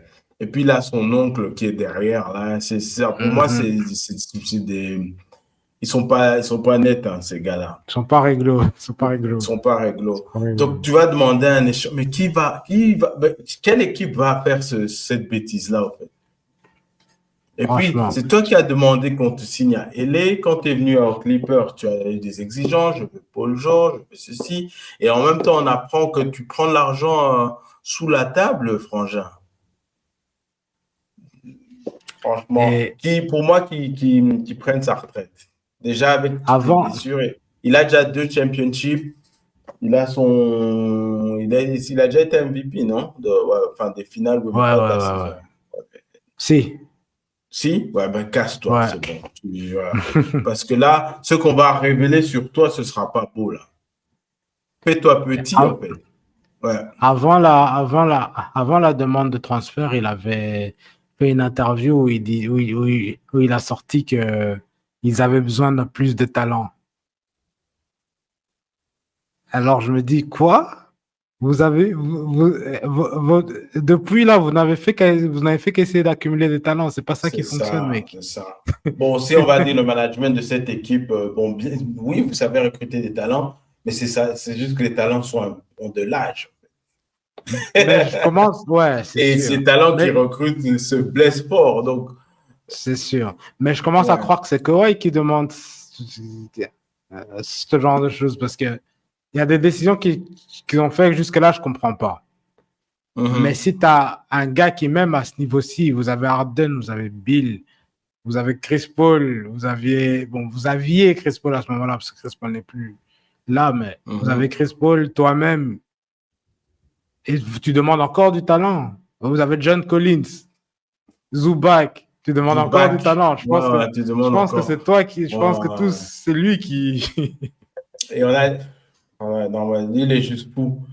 Il est juste. Je l'aimais bien. Bon, au début, je ne l'aimais pas trop. Puis j'ai commencé à l'aimer parce que je trouvais que même si son jeu est boring, j'aime bien un joueur qui est efficace sur le terrain. Quand il fait, il y a efficiency, en fait. Tout ce qu'il fait, il prend des bonnes décisions. C'est pas des joueurs qui ont. Il est limité un peu dans les moves, mais en tout cas, il sait quoi faire en fait au bon moment. Et par rapport à son efficacité, je trouvais que j'ai commencé à l'apprécier, surtout quand on l'a mis avec Paul George. Je me suis dit, à deux, bon, même si je n'ai pas nécessairement trouvé qu'il matchait, mais bon, ça produisait quelques trucs, même s'ils n'étaient pas beaucoup ensemble sur le terrain. Mais bon, je voyais un peu le potentiel que ça pouvait devenir si bon, les deux s'accordaient, si les deux commencent. Parce que aussi, le temps sur le terrain allait faire qu'à un certain moment, ça allait matcher, en fait. Mais bon, avec tout ça... Tu as mentionné Paul George et un jour, il faudra qu'on en parle de ce gars. J'ai quelques hot takes sur ce gars. Donc, voilà, on va voir. Paul George, mais si tu regardes et Paul George, bon, on les critique aujourd'hui, mais bon, c'est quand même des joueurs qui ont, au départ, ils ont overachieve. Et quand maintenant, ils ont de l'estime, on leur a mis à leur juste cote, on va dire. Ils nous déçoivent. Mais si tu regardes la manière dont ces gars-là sont entrés dans la ligue, ce n'était pas normalement des number one picks. Ne les calculez pas. Ils se sont surpassés. Après, nous, on est monté dans les attentes.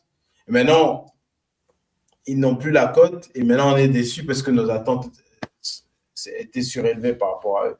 Donc, c'est intéressant quand même. Paul George, oui, c'est vrai qu'il nous déçoit, mais bon, écoute, on ne s'attendait pas à ce qu'il devienne le nouveau Jordan non plus. Mais c'est vrai qu'il aurait pu moins de blessures. Après, est-ce que c'est des joueurs qui font exprès d'être blessés? Des fois, bon, en tout cas, avec Kawhi, moi, je pense qu'il fait exprès. Des fois, il ne veut pas jouer parce qu'il a des égratignures. Kawhi, je ne suis pas sûr qu'il aime. Je ne suis pas sûr qu'il aime le basket autant qu'on le croit. Je pense que c'est un joueur il est fort et quand il travaille, c'est un travailleur, il est fort et il travaille, puis il se fait de l'argent, il aime l'argent, mais l'amour du basket, je ne sais pas. Ouais, non. Ouais, moi, je pense qu'il n'aime plus le basket. Et là, en fait, je pense qu'il aime beaucoup plus l'argent qu'on le pense. Mais ce qui est marrant, c'est que c'était un joueur qui, soi-disant humble. Je crois qu'il a gardé la même voiture pendant longtemps, la voiture qu'il avait en high school, hein, donc l'école secondaire. Il l'a gardé jusqu'à ce qu'il entre en NBA. Et il faisait le gars super humble. Il avait un petit appart et tout, mais je pense que il y a quelque chose qui s'est passé où son amour de l'argent. Je pense que en fait, je vais pas m'étendre là-dessus parce que je ne comprends pas, en fait. Je ne comprends pas le gars, en fait. Je ne comprends pas le personnage, en fait. Ouais, c'est une énigme. Mais je pense que même quand il n'achetait pas les voitures, je pense qu'il a toujours eu ce même amour de l'argent. C'est juste, tu sais, quand t'es... Parce que pour moi, ils ont d'autres deals. Ils ont d'autres deals derrière. Des fois, pour garder un peu le côté il ne se passe rien, vous prenez ces habitudes de garder les mêmes voitures, de ne pas vivre trop. Ah ouais, je vois, ouais. Faire encore un peu low profile, en fait. Voilà. Derrière ta masse, mais low profile. Voilà. Ouais. L'oncle, il doit être vraiment chelou de ouf. Ouais.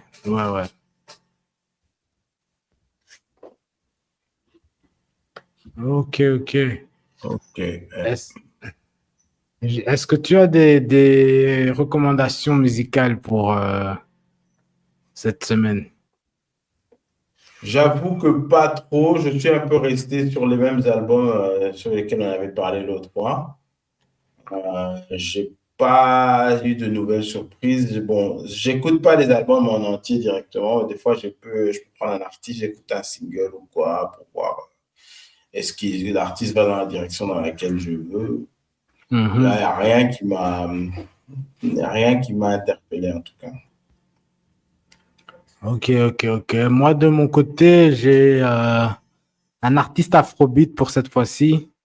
Il s'appelle Victony. Pas Victory, Victony. Il a un album de 7 titres qui s'appelle Very Stubborn. C'est pas mal. Il y a des bonnes idées dedans. C'est Afrobeat. Donc, vous allez retrouver vos Victony, ça me dit quelque chose. C'est pas le gars qui avait un... Ouais, ça me dit quelque chose, mais peut-être que je comprends. Ouais, donc voilà. C'est de l'afrobeat, donc vous allez retrouver vos rythmes afrobeat génériques, les rythmes afrobeat dont vous avez l'habitude, mais avec un petit twist, ici et là, donc c'est pas mal. Nigérien, je présume. J'imagine bien. Bon, entre Nigériens et Ghanéens. En tout cas, moi, je regarde sur Google, ils disent Nigérien. Ok. Ouais, donc il est sorti vers les 2022. Ouais, 2021. Son nom me dit quelque chose, mais j'arrive pas à retrouver le son. Je sais qu'il a quelque chose que je connais, mais j'arrive pas à me souvenir en fait. Ok, intéressant. Je vais checker. Bon, ça fait longtemps que j'ai pas entendu de bonnes nouveautés Afrobeat. En fait, ce qui se passe, bon, moi j'ai Apple Music et j'ai une playlist Afrobeat où chaque fois que j'ai un son que je kiffe, je le rajoute. Le son le plus récent est en bas de la liste, quoi. Et ça fait un moment que je rajoute rien parce que... Ok. Ouais.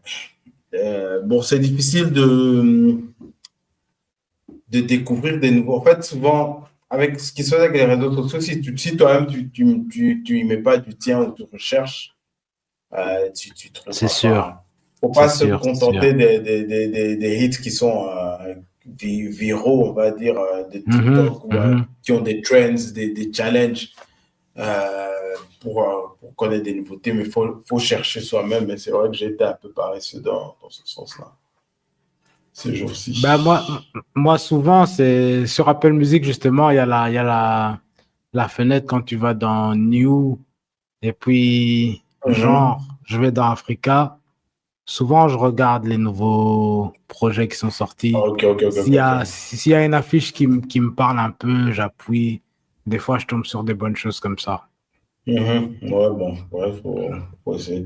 Bon, ma curiosité, j'avoue qu'elle est un peu diminuée par rapport à ça, mais je préfère qu'un truc me surprenne qui vienne de nulle part, comme moi-même, j'ai pas calculé, puis pop, le son me dit, allez, ouais, je m'impose, vas-y, tu m'aimes, et puis moi-même, que plutôt d'aller chercher. Bon, c'est bien de chercher et tout, mais j'aime bien où quand tu passes par hasard tu rentres dans un magasin ou tu rentres quelque part, où tu entends une voiture passer avec un son, tu te dis, il est pas mal ce truc, c'est quoi? Et là, tu sors ton Shazam et là, tu découvres comme ça.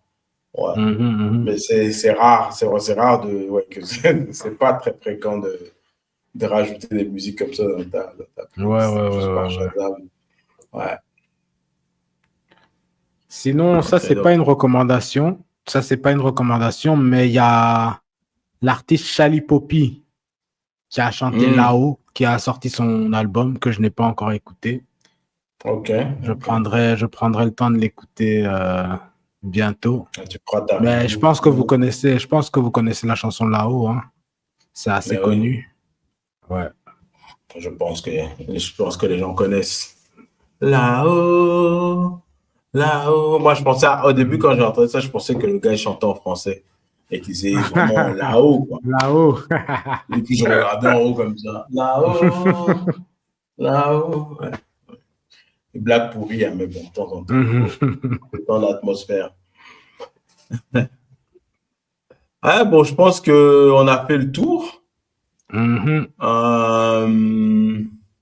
Moi, je n'ai pas de recommandation musicale, comme je l'ai dit, mais bon, je vais essayer de voir si je peux écouter donc Victony et peut-être Charlie Poppy, et peut-être que j'aurai une review à faire aussi.